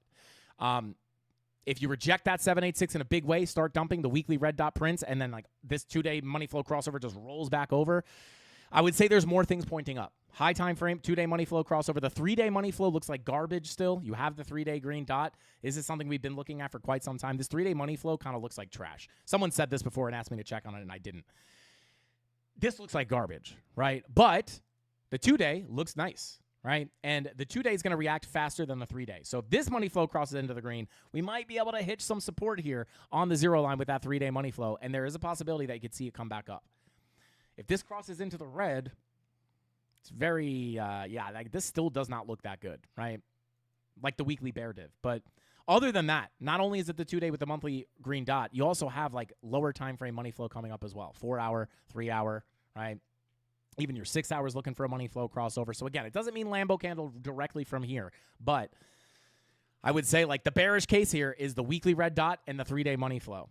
The bullish signs are you put in bullish confirmations here at 75K on a very key level of support, a level that is a high probability to put a higher low in before putting in a higher high, which we've already done, right? You have the 2-day money flow, monthly green dot, Market Cipher B116 setup. You have the 4-hour money flow, all the local money flow pointing to the upside. You have a lot pointing to the upside with a couple of bearish high time frame. I just wish these bearish signals were not on such a high time frame. Otherwise, I would kind of ignore them. But they are there. But I would say they are outweighed as of right now, especially if we hold above that 786. That's why that 786, that 786 is the most important level to stay above on a higher time frame. Because the only way that weekly bearish divergence is going to give you a massive dump is if you lose that 786, right? If we get a push up and then you start to get the red dot, right, it looks a little better. But if we reject that 786 and we get a lower high on a higher time frame, that could call for the move to 97K. But if that doesn't happen, a lot of this other lower time frame money flow is calling for a continuation of the trend to the upside, right? So there you go. Shout out to Dave Digital. Thank you for the super chat, bro. I appreciate you. He said, Frankie Candles, are you a Bitcoin bestie?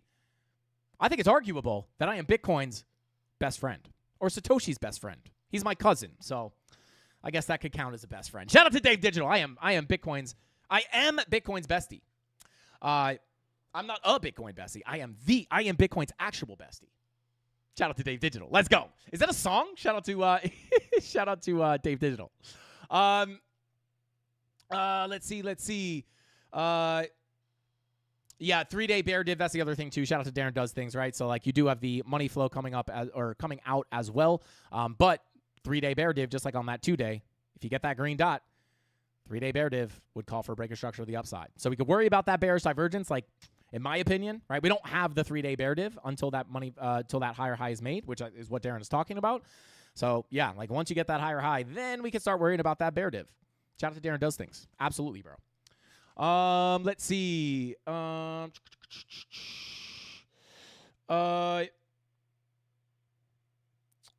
a short-term horizon, buying one BTC at 110K goes up to 130K. What's your exit strategy? Sell all. Shout out to Abdul.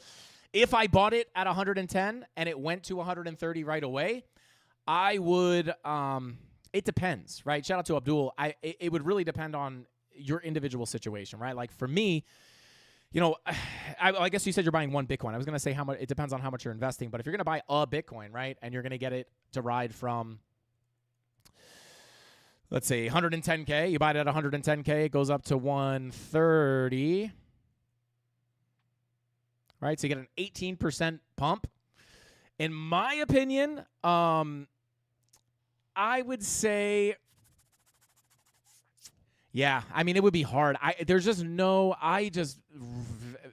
really no reality where I would buy short term here, right? The only time I would buy a high like that is if I was I'm going to buy it here and I'm going to hold it for 10 years. But yeah, it really all depends on what price action looks like as we push into that level, right? We push into 130K, what does price look like up there, right? If it looks super bullish, right, maybe I would take partial profits. But at the end of the day, I think there's probably a bit more. It would depend on what the signals were up there, right? I would either take partial profit if it looked super bearish, and I thought personally that it was going to be a massive dump to the downside, potential bear market. I'd probably sell it all. But it really depends. I just don't. For me personally, right? This does not mean that you should not do this, but for me personally, if I wouldn't have that short of a time horizon on Bitcoin personally, right? I would.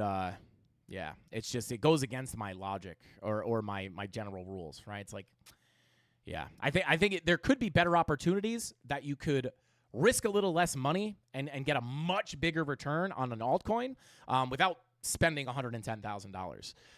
But, for me personally, it would just depend on the simple answer to your question. It would depend on the technical signals. If it looked bullish as we got up there, then I would handle it one way, right? And if it looked super bearish, if we started putting in massive bearish divergences, weekly money flow was tanking to the downside, right? I would probably wrap it up and call it a day. So yeah, I would just say, I don't know. That's, just something I wouldn't personally be interested in. Again, doesn't mean that you shouldn't do it. It's not financial advice, but just not something I would personally be doing. But if I did, I would do it based off the technical signals. I am a level-to-level trader, right? If it looks good there, I'm holding the bag. If not, I'm probably taking profit, right? Up here, I took very small profits, right? Why was that? Well, generally based off looking at the overall cycle, right? The 4-year cycle, it is not a. There wasn't really something from a cycle perspective. This is not a high probability of being the all-time high, right? Was it impossible? Absolutely not, right? I would be stupid to buy Bitcoin at $21,000 and not take a little money off the table after it hits 100K, right? So a little celebration, took a little bit of profit, very, very small. But Bitcoin, technically, if it hits 137K at my next major bull market target, that's where I start. I do like a weighted dollar cost average, right? So I take a little bit off at the first target, right? And then I take a little bit more off, a higher percentage of it off the table at a higher target. And then as we go up, I take higher and higher percentages off. As every time you hit up that next level, there's a higher percentage chance that at the top, right? So hopefully that makes sense. Let's see. Shout out to Olger says, so some bad news. If it pushes us below 109K for a day, we could go to 97K. No, shout out to Olgar. For me personally, right, I would say the biggest level I want to hold, just in general, right, like just to not confuse everybody with a ton of different levels, would just be to like still watch this macro volume profile. Right? Because at the end of the day, we're not, even though this is exciting, like we're not super, super far off from that value area high, right? Like what happens here? Deviation above the high, back into the range, back to the POC, back to the low. Back to the high, deviation, back into the range, back to the POC, back to the low, right? So for me, in order to stay relatively bullish on Bitcoin for the medium term, and again, if we lose this value area high, this would be the biggest level, between 105.7 and 106K. If we get below here, it's not that I would be looking for a bear market, right? It would just be a bigger pullback to some of our larger levels of key support, right? Which would be coming in. Where are they? Macro levels of support, right? Point of control, macro golden pocket, anchored VWAP from the high here. This would just be another level of macro support. It wouldn't be bear market in my opinion. You could easily bounce off that level, and this does run down to about 94K. I'm not calling for this, but if we lost that value area high and the weekly bear div plays out and the 3-day money flow crosses over and we get the bigger drop, this is just a huge level of support. This would not be bear market territory for me. So I wouldn't necessarily call it bad news. I would just say, like, for the shorter term, it would trigger a bigger pullback because you're getting accepted back into your previous area of value. But again, with everything I'm looking at right now, I definitely would say I'm leaning more towards the bigger move up. Even if we get a little bit more of a cool off, I'm leaning towards a bigger move up as of right now. Until something changes, I will let you guys know here on the channel. I'll be the first person to let you know. Let's see. So yeah, let's take a look at some of the altcoins, guys. I'll keep an eye on Bitcoin here as it kind of just wiggles around up here. We'll keep an eye on this, but let's go ahead and check out some of the altcoins. We'll take a look at Ethereum. And yeah, I just went over this with the premium Discord. I know we just shot up a bit with Bitcoin there. If you've watched the live stream in the past week or so, not a ton, or honestly in the past month, not a ton to update here. We've been going sideways for a month. Just still within this consolidation. We had this key level down here as Ethereum was wiggling around up here. We have the daily naked point of control and the POC zone. This is the biggest key level of support on the chart. The biggest level of support on this channel is the CandleMafia. But if we, we came down, we tapped that blue box perfectly right into the daily MPOC, we held it, and we get the pushback to the upside, right? Funny enough, when we were looking at this, I was saying, like, if you wanted to trade this locally, you could just look at this volume profile. I even talked about how, like, it would be crazy if this thing just rotates the volume profile again. That'd be insane because this volume profile has been super, super, super respected. Value area low, back into the range, hold the low, back to the POC, back to the low, back to the high. Deviate above the high, back to the POC, back to the low. Hold the low, back to the POC, back to the high. Get above the high, back low, POC, low. Right? This has just been rotating perfectly within the volume profile, like ridiculously, absolutely insane. And it was like, the more this happens, eventually it's not going to hold up. And it's crazy to see this thing just get back above the low, hold it as support, POC value area high. Once again, right? Volume profiles are if you are new to trading, if you have never seen me before in your life, go to the channel. I don't even care if you go to my channel, right? But we have all the information for free, right? All the tutorials on the channel about volume profiles. Go watch it. It's 100% free. Learn about the volume profiles that will absolutely change your life. It's some of the highest probability trades you could take through these ranges. Go check it out. And if not, just go Google volume profiles and how to trade them, right? They're the best trading tool you could possibly use. And here it is, even with it being shocking that it happened again, right? There it is, just super high probability. But again, this all remains the same. I don't want to spend too much time on ETH here because my plan remains the same. Stay above this blue box, which is the now tapped POC, naked point of control, daily naked point of control, and the point of control of the range, and the anchored VWAP. As long as we're able to really stay above this blue box, the doorway to the higher prices does remain open. Next local target to the upside for Ethereum is going to be 28.19. Flip this daily, Next major target, in my opinion, this is kind of like a local target in my opinion. The bigger target is going to be between the $3,000 to $3,100 level. Golden Pocket Daily MPOC. This is the macro Golden Pocket pulled all the way from the high here. High to the low. Golden Pocket target. This is eventually going to get hit. And as long as we stay above this point of control, I think that is the next likely target, right? Even if we come back down. If we lose that POC, next key target I will be looking at is going to be, the Golden Pocket value area low. That's what I'll be looking at. 786 daily MPOC sitting at 1941. That's kind of the last line of defense. If we start losing that, it's looking a lot worse in my opinion. Probably new lows to come, right? But yeah, as long as we remain in this profile, right? The idea is flip the low, go to the POC, stay above the POC, flip it to support, look up to your next target locally, daily MPOC Golden Pocket, 3,000 to 3,100. Get above that, continue your journey up to that value area high. Other than that, looking the same as Bitcoin, to be honest, right? 2-day money flow, creeping to the upside, finally crossing over into the green. This was not happening before, earlier today. Green dot now printing, money flow crossover, same thing as Bitcoin. If you can get that push up into the daily or even the Golden Pocket Daily MPOC, looks like you could potentially form a bearish divergence there, which would call for a break of structure to the upside. Not a bad target. So yeah, that's what I'd be looking at. 2-day money flow crossover on all of the altcoins are going to be huge. 2-day money flow crossovers on the altcoins are typically very, very good signs, right? 2-day money flow crossover on ETH, flip the low to the POC, rip it up to the high. Crossover into the red, lower highs, lower lows. Money flow crossover into the green, one last push up, and then it crosses into the red, gives you the massive move down. So yeah, and I'll show this on other altcoins that we look at. If you want to see your favorite altcoins, go ahead and drop them in the chat. Rob the Crypto Snob will take a count of the votes and let us know what we are looking for, or looking at, I should say. Shout out to Bitcoin, says that's good info. Shout out to Bitcoins. Let's go, baby. We do it here every single weekday at 5:45 p.m. Eastern Standard Time. Smash that like button if you appreciate this free content, and subscribe to the channel. Turn on notifications so you don't miss our live streams or urgent market updates. If you don't want to miss any of these key levels or price predictions or Fire TA, make sure you subscribe to the channel. Let's see.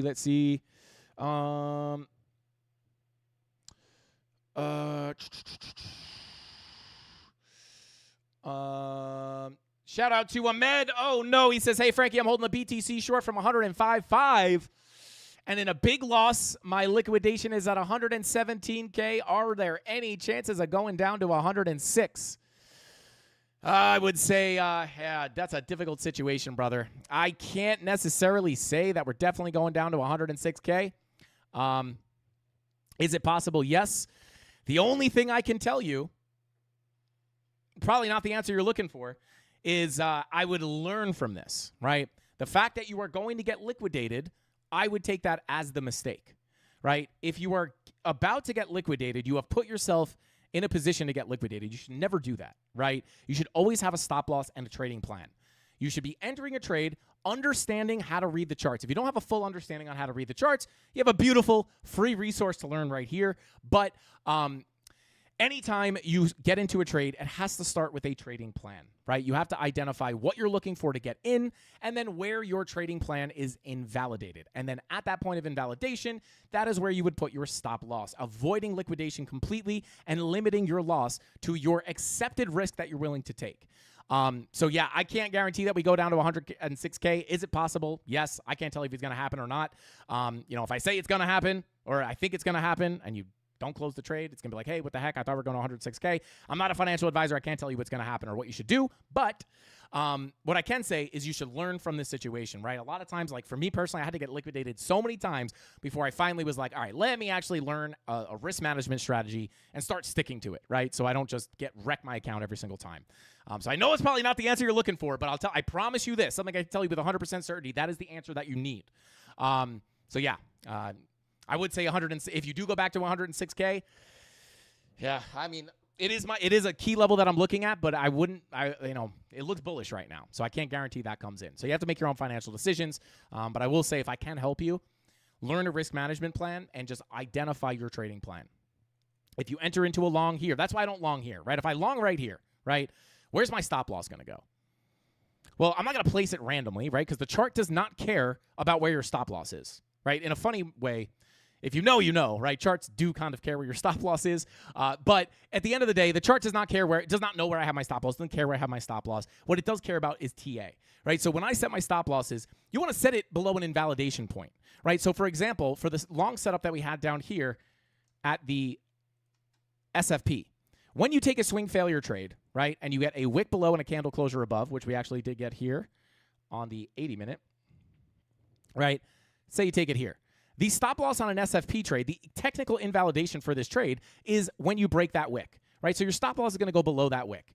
And then when you're looking for targets to the upside, maybe you're looking at a volume profile, right? But you have to understand, you have to learn how to do this stuff, right? You would say to yourself, well, hey, if I get into this trade, my invalidation is breaking this wick low. If it breaks this wick low, the SFP is technically invalidated, and I would be expecting lower prices. So at that point, I want to get out of the trade at a small loss.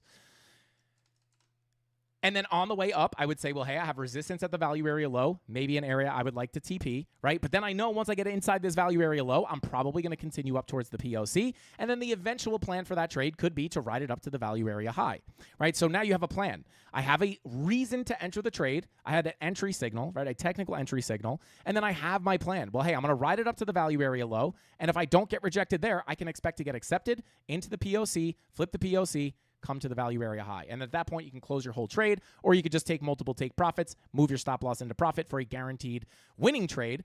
That way, if you get stopped out, you're going to get stopped out in profit, or if it continues up, you're also leaving yourself open to some more upside, right? But you have a plan here, and that stop loss is very small, right? At that point, when you're looking at that trading plan, this risk to reward is great, right? You're looking at a 0.6% stop loss for a potential 7% gain.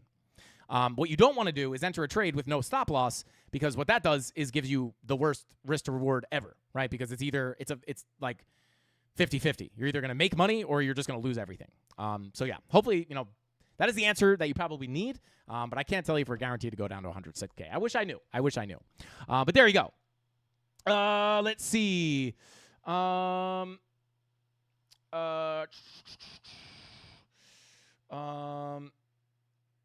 Got off work early, baby. Feeling frisky. Shout out to JR. Let's go, baby. What is going on, man? Oh, shout out to Rob the Crypto Snob. Thank you for the alt list. Let's go ahead and jump into some more of these altcoins. Let's take a look here. Bada boom, bada bing. Okay.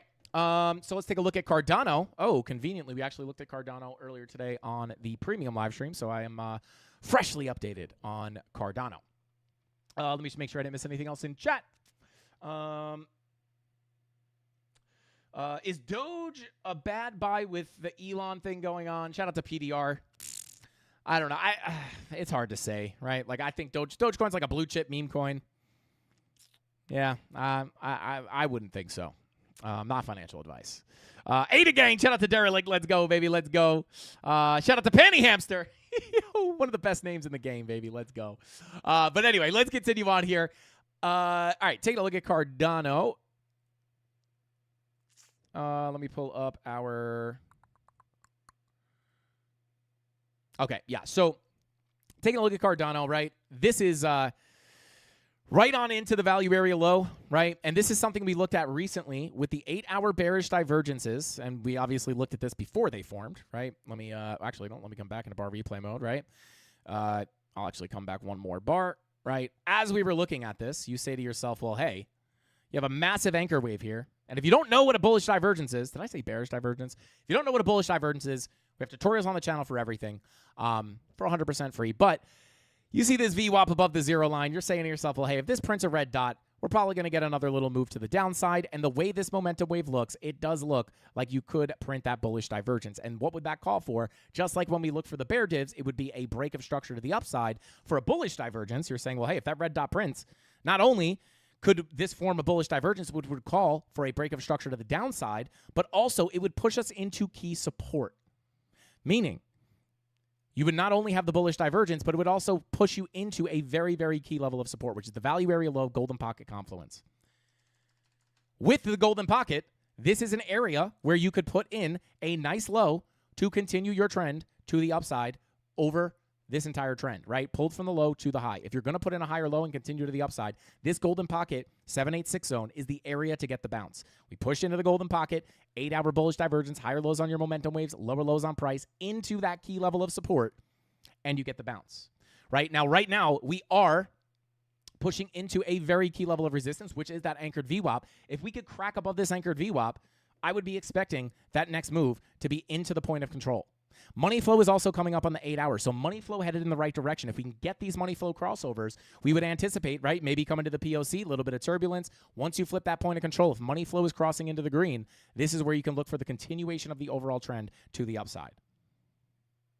Next major target would be the value area high / I believe that is a weekly MPOC value area high, daily.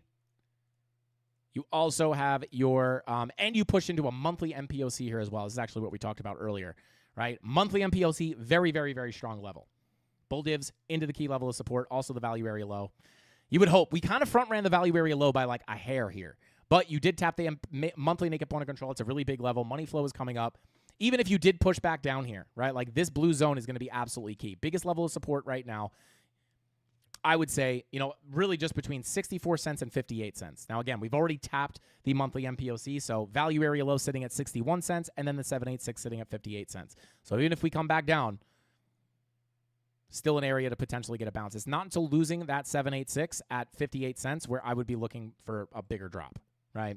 Until then, you could be in store to stay inside this volume profile and head up to these higher prices. POC sitting at 73 cents, almost 74 cents, and then the value area high zone between the weekly MPOC, daily, and value area high. This actually moved a little bit because we adjusted our volume profile earlier today, right? So that value area high is sitting at about $1, and then the weekly MPOC starts at about 96 cents, right? So at the end of the day, you just look at this as a volume profile, right? Flip the low. Next place to go is the POC. Get above the POC. We couldn't hold it as support here, but at the end of the day, as long as we stay within this zone, right, or above the value area low, could still have the open door up to that value area high. So there you go. That's what I'd be looking at on Cardano. Let's see. We will take a look at XRP, no problemo.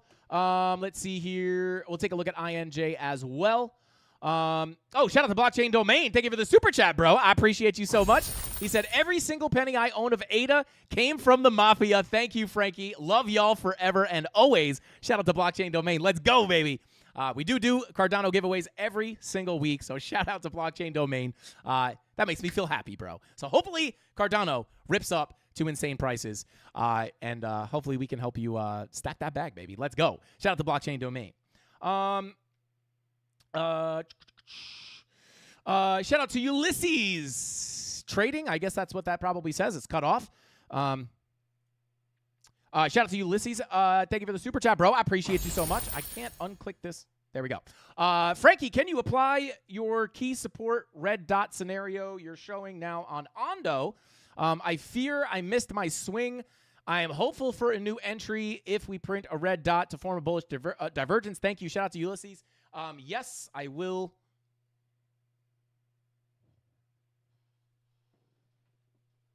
Moving something on the floor.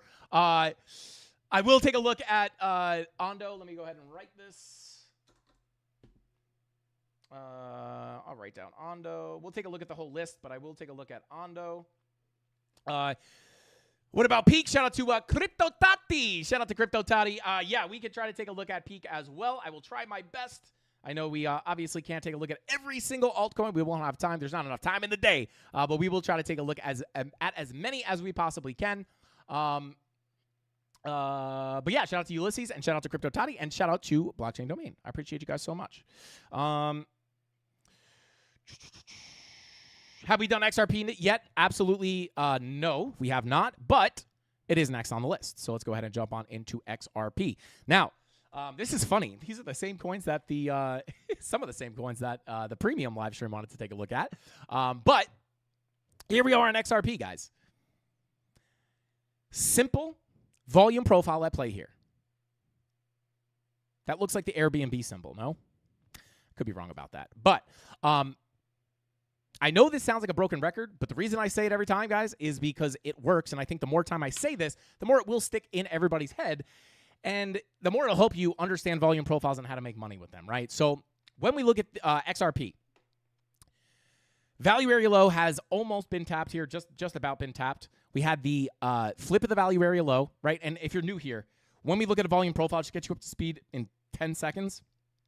Inside these ranges are considered the fair value for the asset. Anytime you deviate below or above, you look at this as undervalued or cheap. You look at this as overvalued or expensive. AKA, you want to buy here, sell here, or long here, short here. Long here, short here. Short here, long here, right? One of the beautiful things about the volume profile. Once you get above that value area low, you are now getting accepted into this previous area of value. These areas act as a magnet for price, and specifically the POC in the middle of the range is the strongest magnet within the profile. So once you get above the value area low, you're going to be looking for the next likely place for price to go to be that point of control.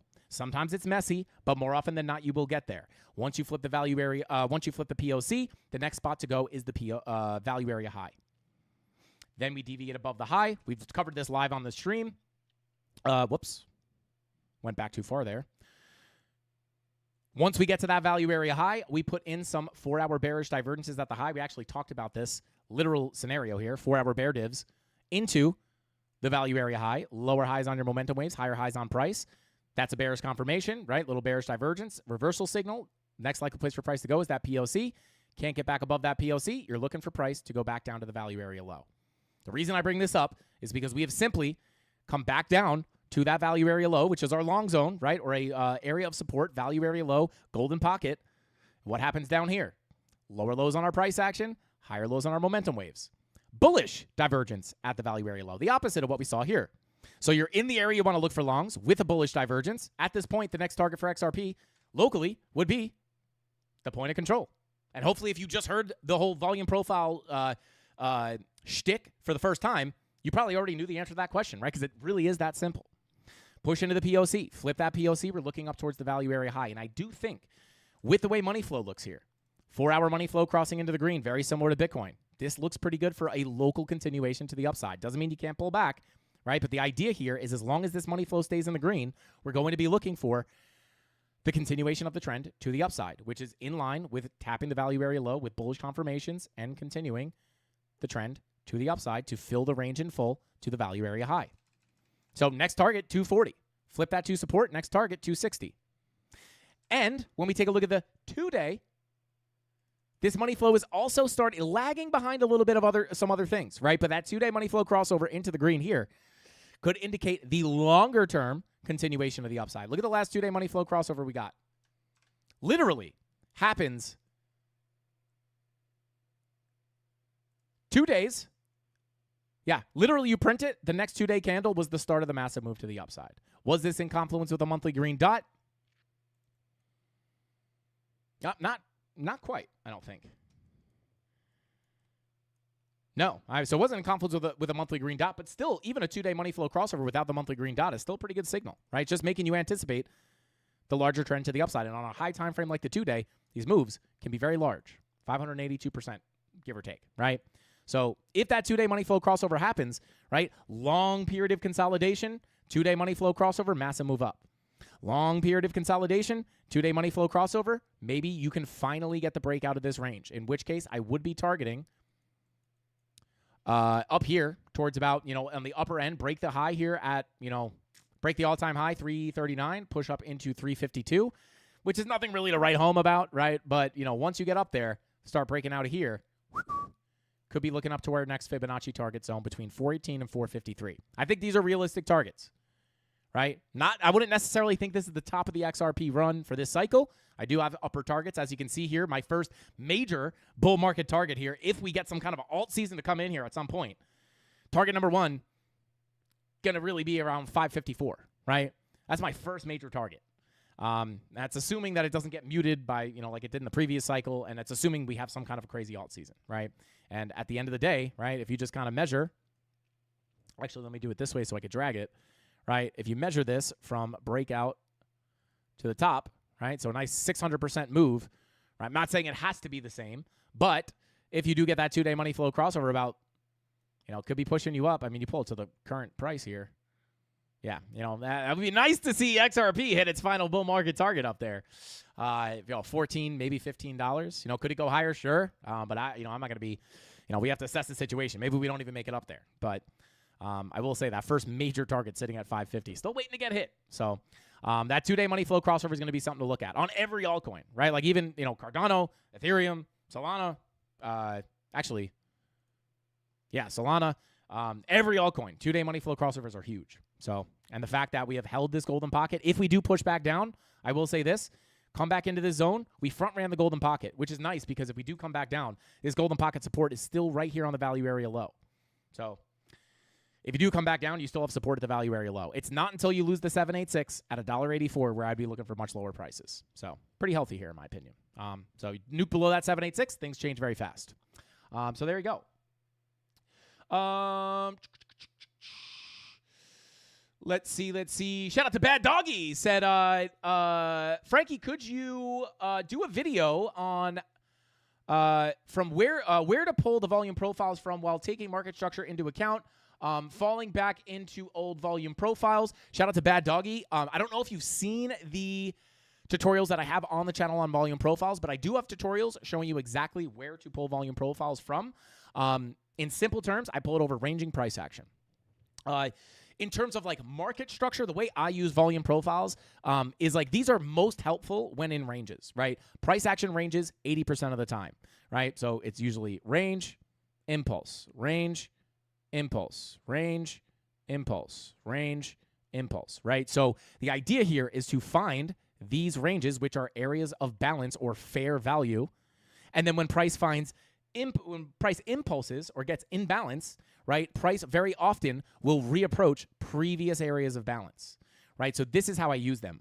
We use them to trade short term from the low to the high, from the low to the high, from the low to the high to low, right? And then we can use them as targets, understanding, well, hey, if we have a massive volume profile here, right, or a massive area of balance, aka a volume profile, and we deviate below that massive range, and let's say we start to consolidate down here, and then we get a breakout, we have a new volume profile, and you get a breakout of this volume profile, an impulse, where's price likely to go? Well, at that point, we can say, hey, if we get back above that previous value area, flip it to support, then we can look for a move into the POC, which is typically in the middle, and then we can look for a move into the value area high. So that's kind of how we use it, right? So I don't normally pull my volume profiles on trends. There are times, I actually talked about this earlier today, which is hilarious. There are times where you can pull it from a high to a low, right? But I'm using the volume profile in a different way in that situation, right? I'm using it, I won't go over it right now, but there's different ways to use them. But for me personally, right, like we just use this to find the area of balance. Deviate below the low, and you can see this happen in real time, right? Deviate below the low. This is undervalued, right? If you can get bullish confirmations down here and price gets you another push to the upside, you could say, well, hey, if I get accepted back into this balanced area, I could look to fill the range again, right? So we're just pulling it over ranging price action, but check out the tutorials.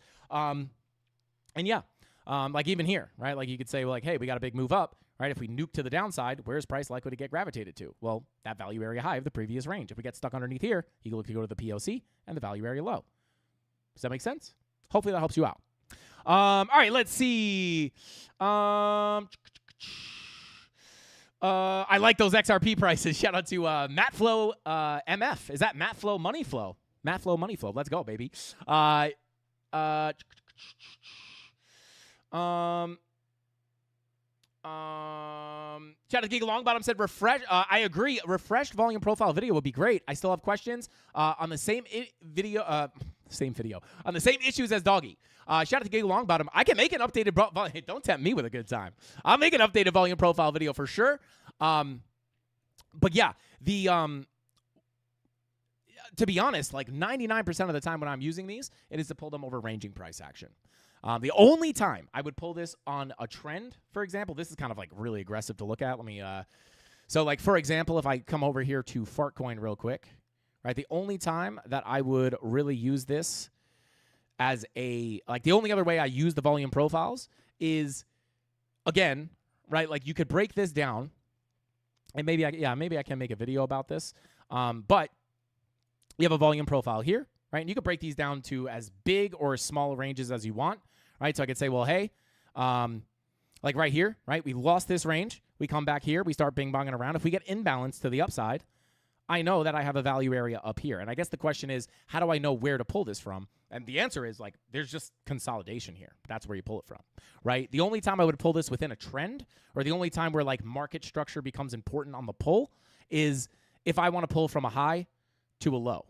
And the way I would do this is I would not use a 70. I'm not going to get super into this, but the way I would do this is I would just use the volume profile as targets to the upside. I would say, hey, if I bounce here, I'm going to go ahead and target those high volume nodes, right? So if I get up to this high volume node, that would be a target. If I get up to this high volume node, which is the POC, would be another target, right? And then these are good places to potentially take profit off the table. But I don't even really do that very often, to be honest. 99% of the time when I'm looking at a volume profile, I'm looking within a range. So you could break it down into small ranges, right?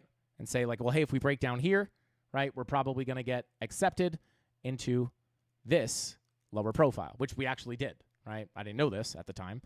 But what happens, right? You break down, try to get out, come back in, get stuck underneath, go back. I don't know where the POC is exactly. If I mark out that POC, I can almost guarantee you, right? Break below the high, right to the POC, you get the bounce, hold on that value area high, break back in, back to the POC, lose the POC, go back down to the low. And I sloppily drew this, but you could see that like when you lose one area of balance, typically you will come down to seek out another, right? And then like whether you want to use that as, you know, locally, or if you just want to look at this as an entire large volume profile, you could trade it as deviate above the high, get back in, POC low, right? So on and so forth. Fill it here, fill it here, fill it here. Potentially, fill it here again, if that makes sense. So there you go. You know, it's kind of preference whether you want to look at it as one big profile or you want to break down everything else. But that's pretty much how we find the key levels. But I'll try to make an updated profile video if it'll help you guys. Let's see. All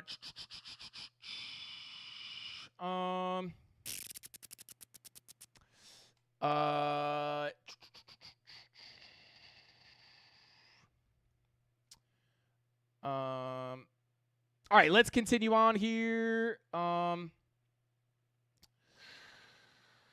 out to Sad, says, Frankie, in your Discord, do you only give TA on BTC? No, I give TA on BTC, on alts.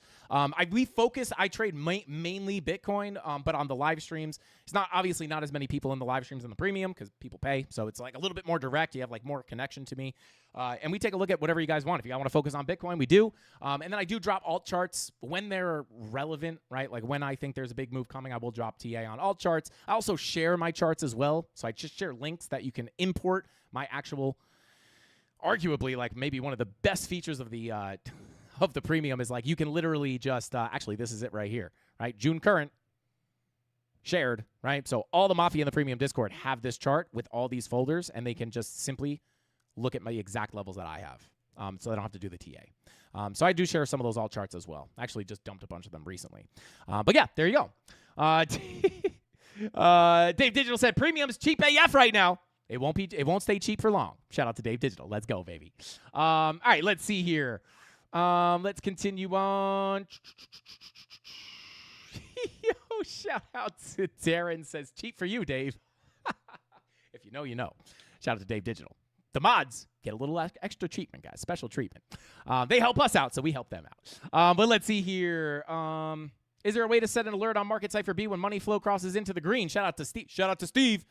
Absolutely, there is. So you just come on into this is like turning into a tutorial stream. But yeah, I could show this real quick. Come on over to Market Cipher. Click these three dots. Add an alert on Market Cipher B. All right, hopefully your trading view. All right, maybe just double click Market Cipher B. No, what the heck? Right click, add alert. Okay, well, if you right click here and add alert on Market Cipher B, typically a menu will pop up. I don't know why this is not working right now. Am I even adding? Are these even happening? What is going on right now?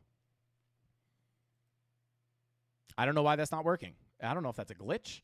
But typically, if you right-click on Market Cipher B and hit Add Alert, a menu will pop up that allows you to set alerts based off based off money flow, based off momentum waves crossing, based on green dots printing, really any condition you want met, you could set an alert for. I don't know why it's not working right now. Otherwise, I'd show you live. So there you go. Hopefully, it helps you out. All right, so let's take a quick look at Ondo. Okay, yeah. Why did I think I was on Fartcoin here? Interesting. Taking a look at Ondo, because this was one that we said we would look at. We took a look at Cardano. We took a look at XRP. We will take a look at INJ next. But let's take a look here. Yeah, I mean, listen, just in general here, from a simple standpoint, you're above your value area low, right? This April 7th dump. Bullish divergences.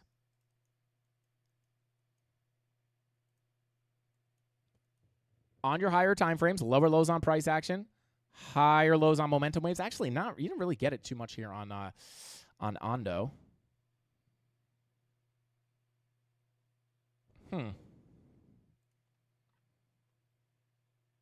Yeah, I mean, you did get it on your daily here.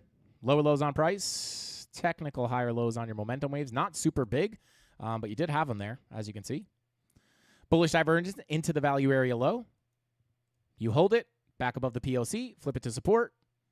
I'm surprised you didn't hit the value area high at this point. But again, as long as you're within this profile, the highest probability here, not a guarantee, but the highest probability is to fill the profile in full, right? The POC acts as a magnet for price. So oftentimes you will see price kind of bing-bong around on that POC because it acts as a magnet, right? You can even see her on the way down.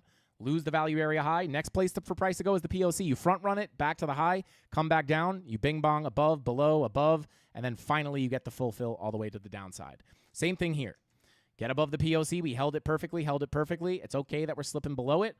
As long as we remain above this value area low for the most part, I would prefer to flip, stay above this POC as we are above it right now.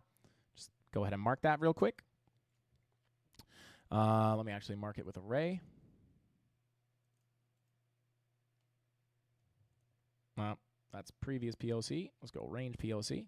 Right? So you have your above your POC. If you can remain above this, I mean, let's pull this fib real quick from the low to the high. I mean, you came right down to your 786. If you're looking for a higher low and a higher high to come, this golden pocket 786 would be the biggest level I would look at.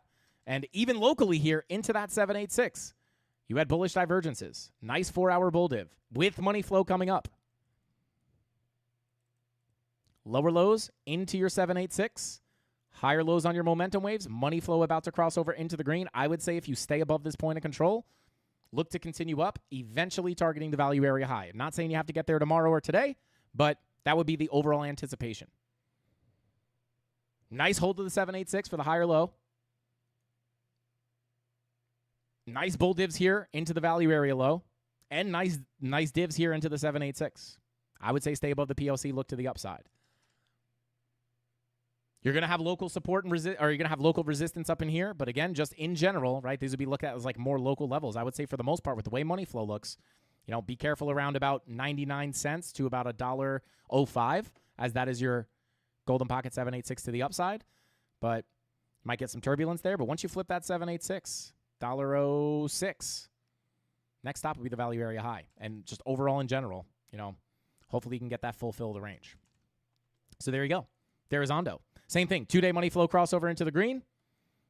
Not as clean as everything else, right? It's kind of not pulling up just yet, but you do have the green dot, so it'll take a little time for that money flow to come up. I'd like to see that follow pretty aggressively, but as of right now, not that you can't get little cool-offs, but I would say in general, stay above that POC or even just play around here and keep money flow in the green on the 4-hour. You could look for that continuation to the upside. So there you go. Let's see.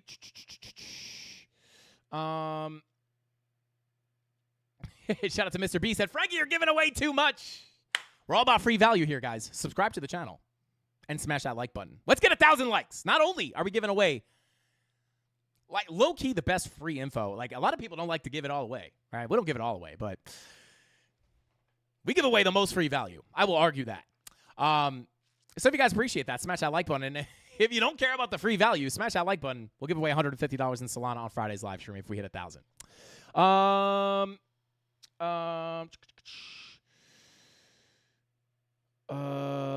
Bada boom, bada bing.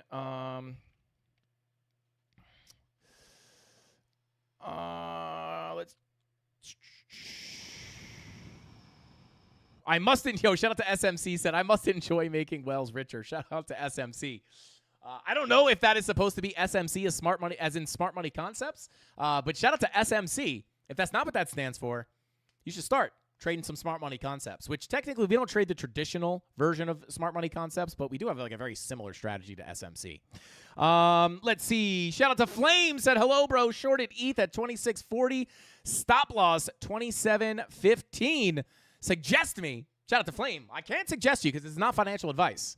But I can take a quick look before we jump into INJ. I'll take a quick look at ETH for you. Shout out to Flame. Welcome in, bro. He says shorted ETH at 26.40. Stop loss at 27.15. I mean, I'll tell you this, dude. Number one, you got a stop loss. That's green flag number one. Green flag. 26.40. Let's see. All right, so you front ran, and then what is it, 27.15. I mean, if I were to short this, right, you did front run the value area high slightly. So I would have waited for at least a push into the 7/8 value area high or a deviation above. Would say money flow still on the 4 hour coming into the green. You know, it's not impossible to pull back, but I would still be more favored towards the upside, even if we get a pullback for higher lows and higher highs until that money flow on the 4 hour crosses back into the red. If this comes back into the green in a big way, you know, trend is probably going to continue up, right? Same thing here. You have consolidation, money flow crosses into the green, aggressive trend to the upside. So, I mean, I would tell you this, right? Like, even if you're just targeting the value area low here, not even the POC, just the value area low, risk to reward's not horrible, right? It would be a small loss for a much bigger gain, right? But yeah, I wouldn't hate that. I would say even if you get stopped out of that, right? You have a plan, you have a stop loss set, you're not risking your entire account. I would hope. I would think that if you have a stop loss. So yeah, I mean, I could try to see. Yeah, I mean, you are up at your value area high. You're hitting local resistance. My favor is to the upside here. But again, look how many times we've rotated this volume profile. So if you see any bearish confirmations up here, I would say if you can get, not financial advice, right? This thing could just rip to the upside. Again, my favor is to the upside. But yeah, I would say maybe if you could get some kind of a bearish divergence on like some of these lower time frames, 15-minute, 10-minute. Come on, Market Cipher. Even like the 5-minute.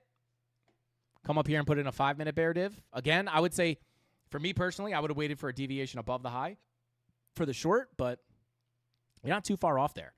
The one thing I will say, right, as you push into 20, as you pushed into the entry here, 26.42, just put a line there. Just trying to think. You got a high, higher high. You had some low time frame bull divs, but you did have money flow coming up. So if I could review that in any way, I would say, you know, when money flow comes up like that, shorting a bear div, right? You want confluence. You want a bear div, right? You also want money flow coming out. And again, like I don't know what you were looking at, but like that 3-minute bear div wouldn't be the strongest signal. But like for me personally, right? Like here, there's, yeah, I mean, you don't really have a bear div on the 15-minute. You don't have any bear divs on the 30-minute. So you definitely want to wait. I don't know what you used to actually enter the trade. I don't know what your signal was. Maybe it's something I'm not seeing. But I don't see many bearish confirmations, right? You might be able to print them, as I just said, with the bearish divergences. But I don't know, man. I would say that, you know, not too bad. You're pretty close to getting in near the value area high. I would just wait for that entry trigger to get a little bit of a higher probability reaction. Yo, shout out to SMC said I'm not that creative with my handle. Shout out to SMC. Let's see. So hopefully, Flame, hopefully that helps you out, bro. But yeah, never financial advice. This thing, you know, my favor would be to the upside, but I would say, you know, anything can happen. I do know how to smash the like button. Shout out to SMC. Let's go, baby. Let's go. All right, let's continue on here. Thanks, bro. Shout out to Flame. No problemo, brother. I'm here for you, man. Sauce and pasta? I think it goes on top. Yeah, you put sauce on pasta. Yeah. Hey, does that pasta have any sauce on it? Yeah, you don't put sauce in pasta.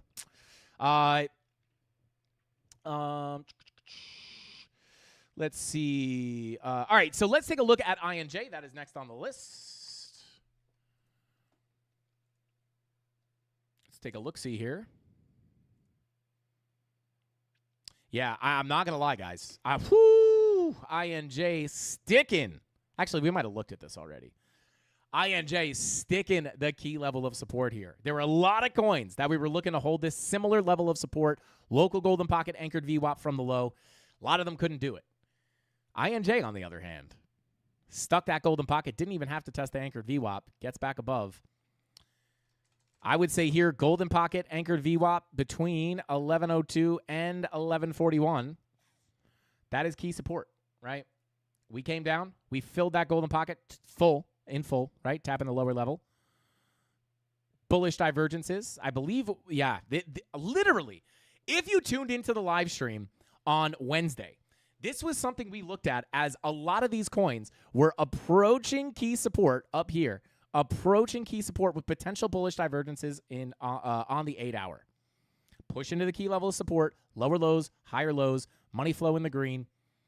On the 8-hour, I would say, doesn't mean you can't cool off a little bit, but I would say as long as this money flow, not even on the 8-hour, but if you look at the 4-hour, money flow starting to cross into the green, I would have to look at this as higher lows and higher highs to come. The only thing I would say that goes against you here is that it's kind of a mixed bag, right? Because we flip the low here, flip it to support, up into the POC, flip the POC into the high. The only thing here is that you approach the POC from the high. The overall anticipation based off the volume profile at this point from the high would be if you lose the POC, you're looking to go to the low. That would be the anticipated fulfill the range. But in an aggressively bullish market with money flow coming up, with the golden pocket and the anchored VWAP sitting here, not impossible to put a higher low in here and continue the trend to the upside. Tap the anchored VWAP, new high. Tap the anchored VWAP, new high. Tap the golden pocket, new high. This golden pocket was not the one that we were looking at the time because this is pulled to the new high. So ignore that one. But anchored VWAP, new high. Almost anchored VWAP, new high? Question mark. This would definitely be the key level to still hold. Biggest level of support still. Anchored VWAP sitting right now at 1110. 786 sitting at 1028. Lose the 786 at 1028. Might be, you're losing the anchored VWAP at that point. That might be a little bit more bearish, but I like the fact that you held this key level. With the 8-hour bull div that we looked at on the live stream, I'd say next target, 1450. If the money flow continues up, you might even be able to get the breakout here. If you do, the next target to look at will be the value area low at about 1802. Flip that to support, looking up towards the POC and the value area high. Go from this area of balance. If we impulse out of here, which again, this looks pretty nice, next idea would be get inside this volume profile, fill it in full. Because when you leave one area of balance and you impulse, price will very often seek previous areas of balance, which simply sit right here with the value area low at 1802, POC at 2068, and then the value area high at 2714. Flip 2714, look up towards 3331. This is like an honorable mention. We'll cross that bridge when we get there. But yeah, locally, I don't hate that 8-hour bull div with all the money flow coming up. It's not just the bull div into key support. It's the money flow coming up as well. So there you go. Let's see. Yo, shout out to Dave Digital said, did y'all see Savage Trades been in a coma for 30 days? He got in a motorcycle accident, but he's back. Shout out to Dave Digital. Is that real? Shout out to Savage Trades. Is he here right now? Shout out to Dave Digital. That's horrible, bro. Yeah, wait. Did he mention something about that recently? I think he did. Yeah, I think we knew that. I thought this... Okay, never mind. Shout out to Dave Digital. Yeah, okay. I was going to say, I was like, he came in here and said that. So he has been back. I thought it was like a new thing that happened. Shout out to Dave Digital. Yeah, shout out to Savage Trades. Let's see. BTC Pamp. Oh, wow. I thought he was saying it's is pumping right this second. Shout out to Eddie. Let's go. She's pumping, baby. She's pumping. Yo, shout out to JR said Nirvana. I love your music, bro. I love that. Shout out to JR. Shout out to Nirvana. This is sick. Oh, it was a joke because of Nirvana. Delete that. Delete that. Tony, when we get off here, delete that stream. That was embarrassing. Shout out to Nirvana. I love your music too, bro. All right. Continuing on here. Let's see. 15-minute, 4-hour market cipher B strat is fire. Yeah. Shout out to Hindsight's 2020, baby. 100%. 100%. Some people always say, oh, you're a trader. Hindsight's always 2020. But Hindsight's 2020 knows. That 15-hour, this 15-minute, 4-hour is goated, baby. Is goated. I would say any market cipher B 116 strat. 4-hour green dot. You can do this on many different time frames. 4-hour green dot. 15-minute money flow crossover into the green. That would indicate continuation to the upside. Bada boom. All right, let's see.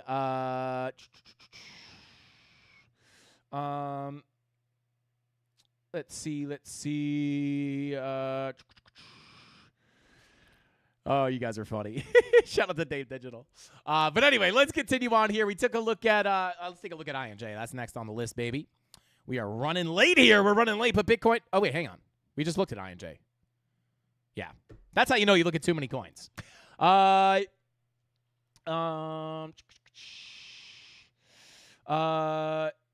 fire until the money flow fakes you out, which tends to happen often, I feel. Shout out to Golden Child. You could go back and back test it. Yeah, never going to play out 100% of the time. And to be honest, it's not just the, like I said, I always say this. I used to trade that market cipher B116 strategy alone. In this case, or not in this case, but at this point in my trading career, I do not trade it alone anymore. There's so much more to the charts as far as context, market cipher, market structure, liquidity, all that stuff. You have to understand the context of the market to really get the most out of it. But I think if you back test it, right, you can mark out almost all your 4-hour green dots and just go back and try to just go back and see how often they play out and how often they don't play out. The best way to do this is to go into bar replay mode, right? Go into bar replay mode, wait for a 4-hour green dot, hop on down to the 15-minute, look for that money flow coming up, and then look for the crossover into the green and see what happens, right? But again, understanding market structure, key levels, understanding how far that pump is likely to go. There are other forms of analysis you do need to put into it. But at the end of the day, I used to trade this alone, and I caught some pretty nice trades. 4-hour green dot right here. Let's check the 15-minute money flow. 15-minute money flow came into the green. Continuation to the upside. 4-hour green dot. That's your homework tonight, Mafia. Even here, 4-hour green dot. Let's check the 15-minute. You're not always going to have a money flow crossover at the same time, but if you do, if and when you do, oftentimes, so no money flow crossover here, so that's not a setup. Let's see here. Check the 4-hour right. 4-hour green dot. Check the 15-minute. Even here, this one's actually pretty close. 15-minute money flow crossover right before the push to the upside. Right? And you could just, do this until your heart's desire, right? You're going to find times where the setup is there and you don't get it to play out. Let's see this. 4-hour green dot.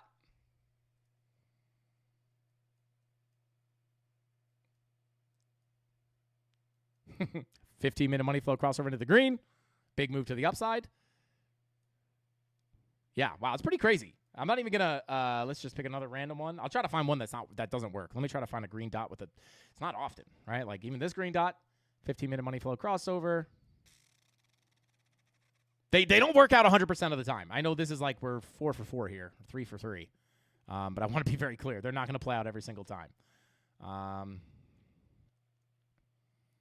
right, so you got your 15-minute money flow crossover here. Let's see if that, with a big move to the upside, but let me see if that's confluent with the 4-hour green dot. Yeah, it was right before the 4-hour green dot. So it doesn't have to happen exactly at the same time, but you're just looking for that confluence.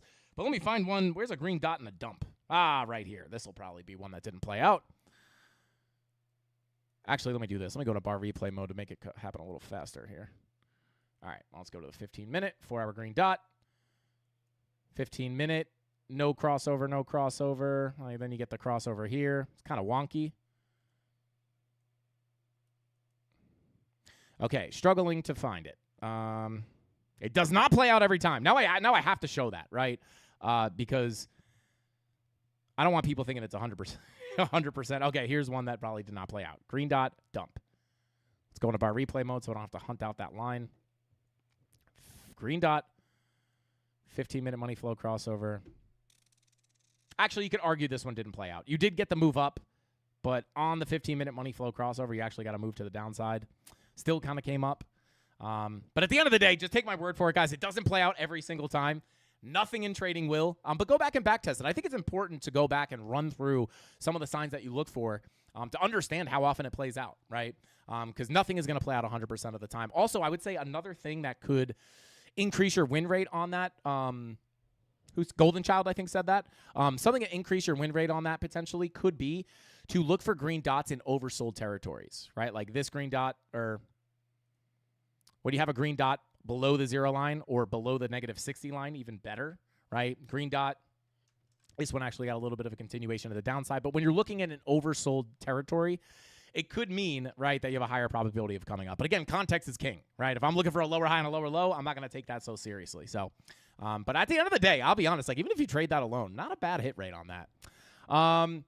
Shout out to Golden Child. Usually me, I'm trying to front run the money flow as it's curving back up or down right before the 0 line. Shout out to Golden Child. I used to do that too. I still do sometimes do that.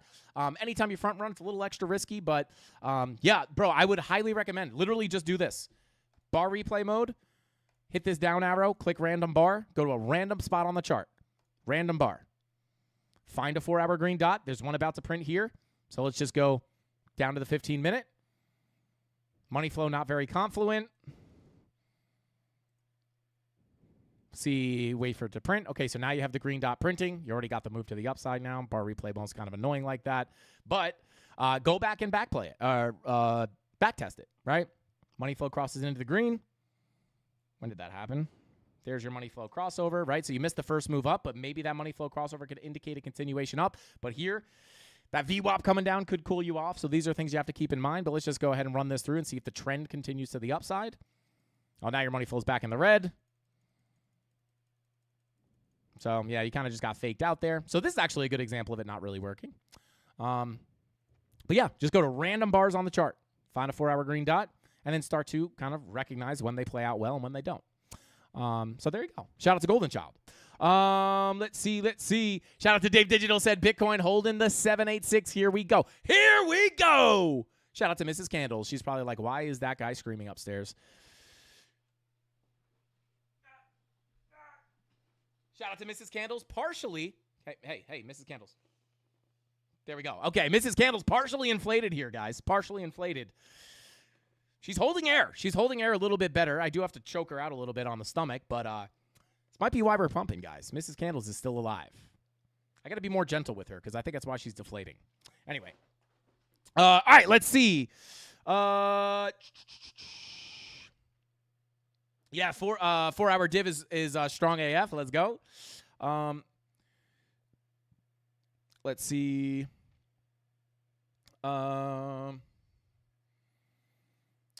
Shout out to Mark Dutch, said, thank you, Frankie. Great stream. Last Dutch standing says, good night. Cheers all. Shout out to Mark Dutch. Thank you for being here, bro. We appreciate you, and we will see you tomorrow. Shout out to Mark Dutch. All right, let's see here. So let's take a look at that 786 as we wrap up here. Where's that? 8 minutes. 8 minutes, guys. Hopefully we can hold that 786. Now, again, we covered the key levels of support to the downside, guys. If you want to check them out, if you just tuned in, scrub to the beginning of the stream. I go over all my thoughts on Bitcoin, what we were looking at on Friday, the signs of strength we were looking for, and why we're getting this move to the upside. We cover the higher targets to the upside in case we get into new all-time highs. And we cover, hint, hint, that key level of resistance that we must hold above in order to get a high probability of new all-time highs coming, right? So, I'm okay with little cool-offs, but at the end of the day, we really want to close. Daily candles would be nice to close up here, but if anything, if we get a little bit of a cool-off, like I could try to show you guys what it looks like when you do play around with that 786 a little bit. We'll show this previous example, right? You can see we wicked below it on the daily, and then eventually we held it and continued up, right? Weekly, obviously we never closed the candle down there. We could even try to look at it on the grander perspective, which would be pulled from the previous all-time high to the previous bear market low, right? You can see on the daily, we closed candles above it, got another move up, started closing candles, got another move up, lost it again. But if you pull it up on the weekly, yeah, you closed the weekly candle, got back up, wick down below. So it's totally possible to get volatility without, without putting in a lower high. Really what you don't want to do is just get stuck underneath it, right? So it's okay. As long as we're continuing to, for the most part, close candles above it, that is okay, right? You just don't want to get stuck underneath it because if we came up, lost this, and got stuck underneath it, that could give you the ability to put a lower high in before the lower low. And to be honest, we've kind of already shot above this. So, yeah, like if you're going to put in that lower high, whoops, not this one. I'm lost in the fractals here. Yeah, I mean, if we could close that daily candle, that would be nice. Slip below it a little bit, but in the most bullish case, this is the level, right? Stay above this. That's what we're looking at for all-time highs. And, you know, even if we do lose it, really what makes me bearish is losing that 106K level pretty much at the macro value area high, which is right here, right? 105.8, 106K. Really is the level that we want to stay above, right? So if we do cool off, I cover all the local key levels of support, so you guys will all know about those if you scrub to the beginning of the stream. But shout out to Giga Longbottom, said, Frankie, tell me about your childhood. Did you get along with your cousins? Shout out to Giga Longbottom. Yeah, I got along with my cousins really well. I didn't see them too often. I saw them on holidays. But shout out to my cousin Paul. My cousin Paul, Matt. You know, I got tons of cousins. I have pretty good relationships with all my cousins. And when I get to see them, it's a great time. I just wish I lived closer to a lot of them. Next 3 to 4 days, FOMO. Shout out to J Squad. Potentially. Really, what it is for me is, you know, again, from a key level perspective, 786 is important. If we do get the cool off, I would love to hold 106K. That would be a big level for me. But just in general, right? Like we have this money flow on the 4 hour. If we can keep these money flow crossovers in the green, the overall anticipation is higher lows, higher highs. We cover the local levels. We cover the bigger levels. So again, if you're just tuning in, scrub to the beginning of the stream, get the breakdown on the price action, all the key levels, and what we're looking for next on Bitcoin. But shout out to the Candle Mafia. I appreciate every single one of you guys. It's already almost 8 o'clock. We went a little bit late today. But when Bitcoin's volatile, you know, we got to go late with the Mafia and give them all the sauce. So shout out to the Candle Mafia. Thank you guys for tuning in. I appreciate every single one of you. Smash the like button on the way out. Run us up to 1,000 likes before the music stops. And we'll give away $175 in Solana on Friday's live stream. And every time we hit a like goal, we'll give something extra away on the live stream on Friday. So shout out to everybody in here. I appreciate every single one of you. And I'll see you tomorrow. Same place, same time, right here, 5:45 p.m. Eastern Standard Time, right here on the Frank Candles YouTube channel. That's all I got. Hasta pasta. Frankie Candles out. Bing bong!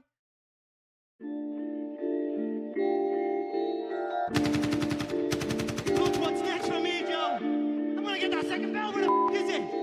They should have had them 2 bells ready. Space shine for me. Yeah. Head up in the clouds, dog, they saying I look stressed. I've been feeling down, pray to God that I'm up next. Remember when she blew me off, that's why I can't text.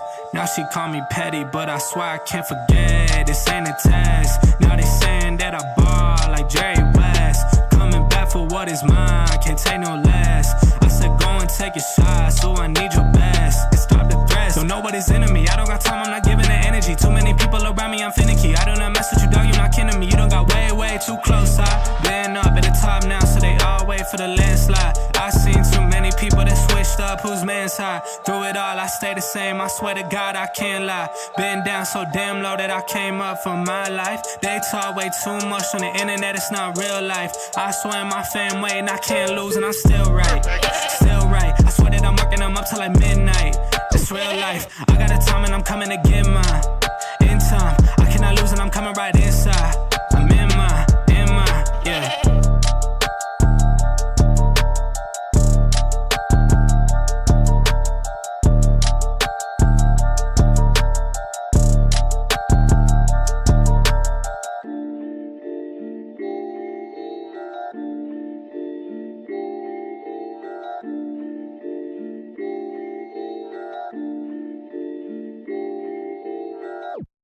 Shout out to Crypto Tati. Wanted to see peak, and I just happen to have the chart marked up here. So we're just going to go over this and do a speed tour on peak. Let's take a look here.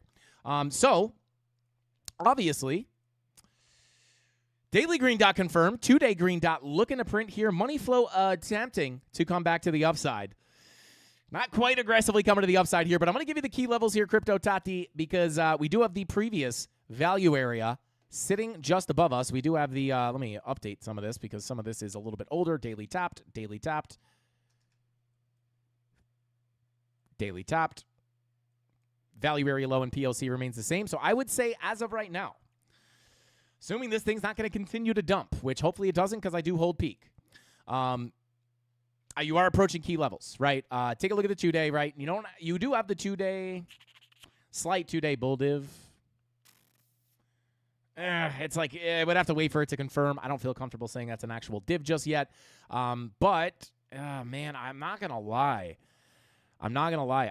You have the like 2-hour bull div, lower lows, higher lows. It's not as good as a 4-hour bull div, I'll tell you that much. It's not as clean. It's not as strong. Money flow is coming up, though, right? I would say if you do make a new low, it's not a lot of levels to look at here as we don't have any price action to look at. But if you did put another lower low in here, it'd be nice to get a 4-hour bullish divergence for a stronger bottom. But maybe that 2-hour bull div is all you need. One thing I will say is money flow is trying to come up on the 4-hour. Money flow is trying to come up on the 2-hour. Your 1-hour money flow is crossing over into the green. No confluence on the higher time frames. I would say market ciphers the signals down here are a little bit choppy, but I will say this. Key level is the value area low. If you could get above this value area low at 10 cents, this is your first sign that maybe you could see this thing recover a little bit. Push into the POC at 11 cents. Flip that to support. I'm looking up towards about 13.59 at the value area high. Hopefully, right, at that point, you could see the 2-day money flow cross over into the green, and you can get a much bigger move to the upside. I will say there's not a ton of signals down here as far as, like, entry confirmations. There's no real key levels of support to look at, which is really hard. But what I will say is your biggest doorway to higher prices, in my opinion, is to break and hold above the 10-cent value area low. Right now, we're just living below it. Maybe we bing-bong around here a little bit, but get above that. That would be your first good sign. Other than that, we got to let this develop a little bit because there's not a ton of signals, but watch those key levels. Shout out to Crypto Tati. Short and simple on peak. But now it's all the time I got for tonight's live stream, guys. Actually, I got to go here. Mrs. Candles, I can hear her cooking. Smell her cooking. I don't know. My brain's fried, guys. I got to hop out of here. Hasta pasta. Thank you all for tuning in. Smash that like button on your way out. And yeah, I'll see you guys tomorrow, same place, same time, 5:45. You know the rest. Hasta pasta. Frank Candles out. Bing bong.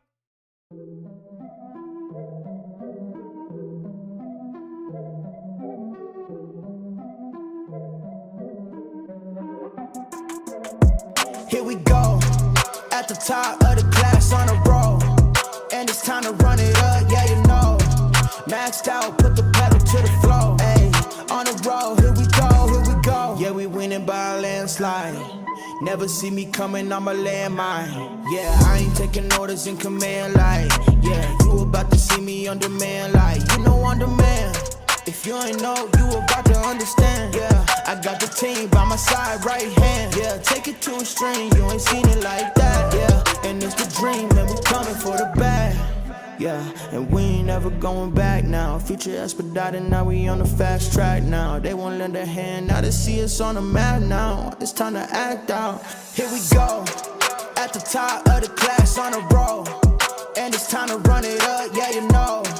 Maxed out, put the pedal to the floor, ayy, on the road, here we go, yeah, at the top of the class on a roll, ayy, and it's time to run it up, yeah, you know, yeah, maxed out, put the pedal to the floor, yeah, on the road, here we go, here we go.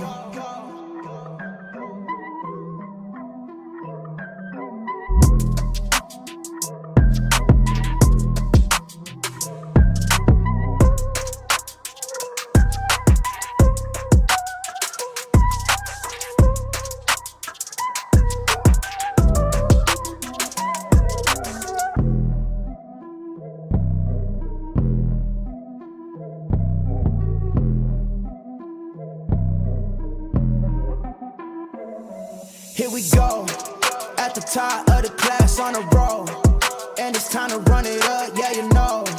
Maxed out, put the pedal to the floor.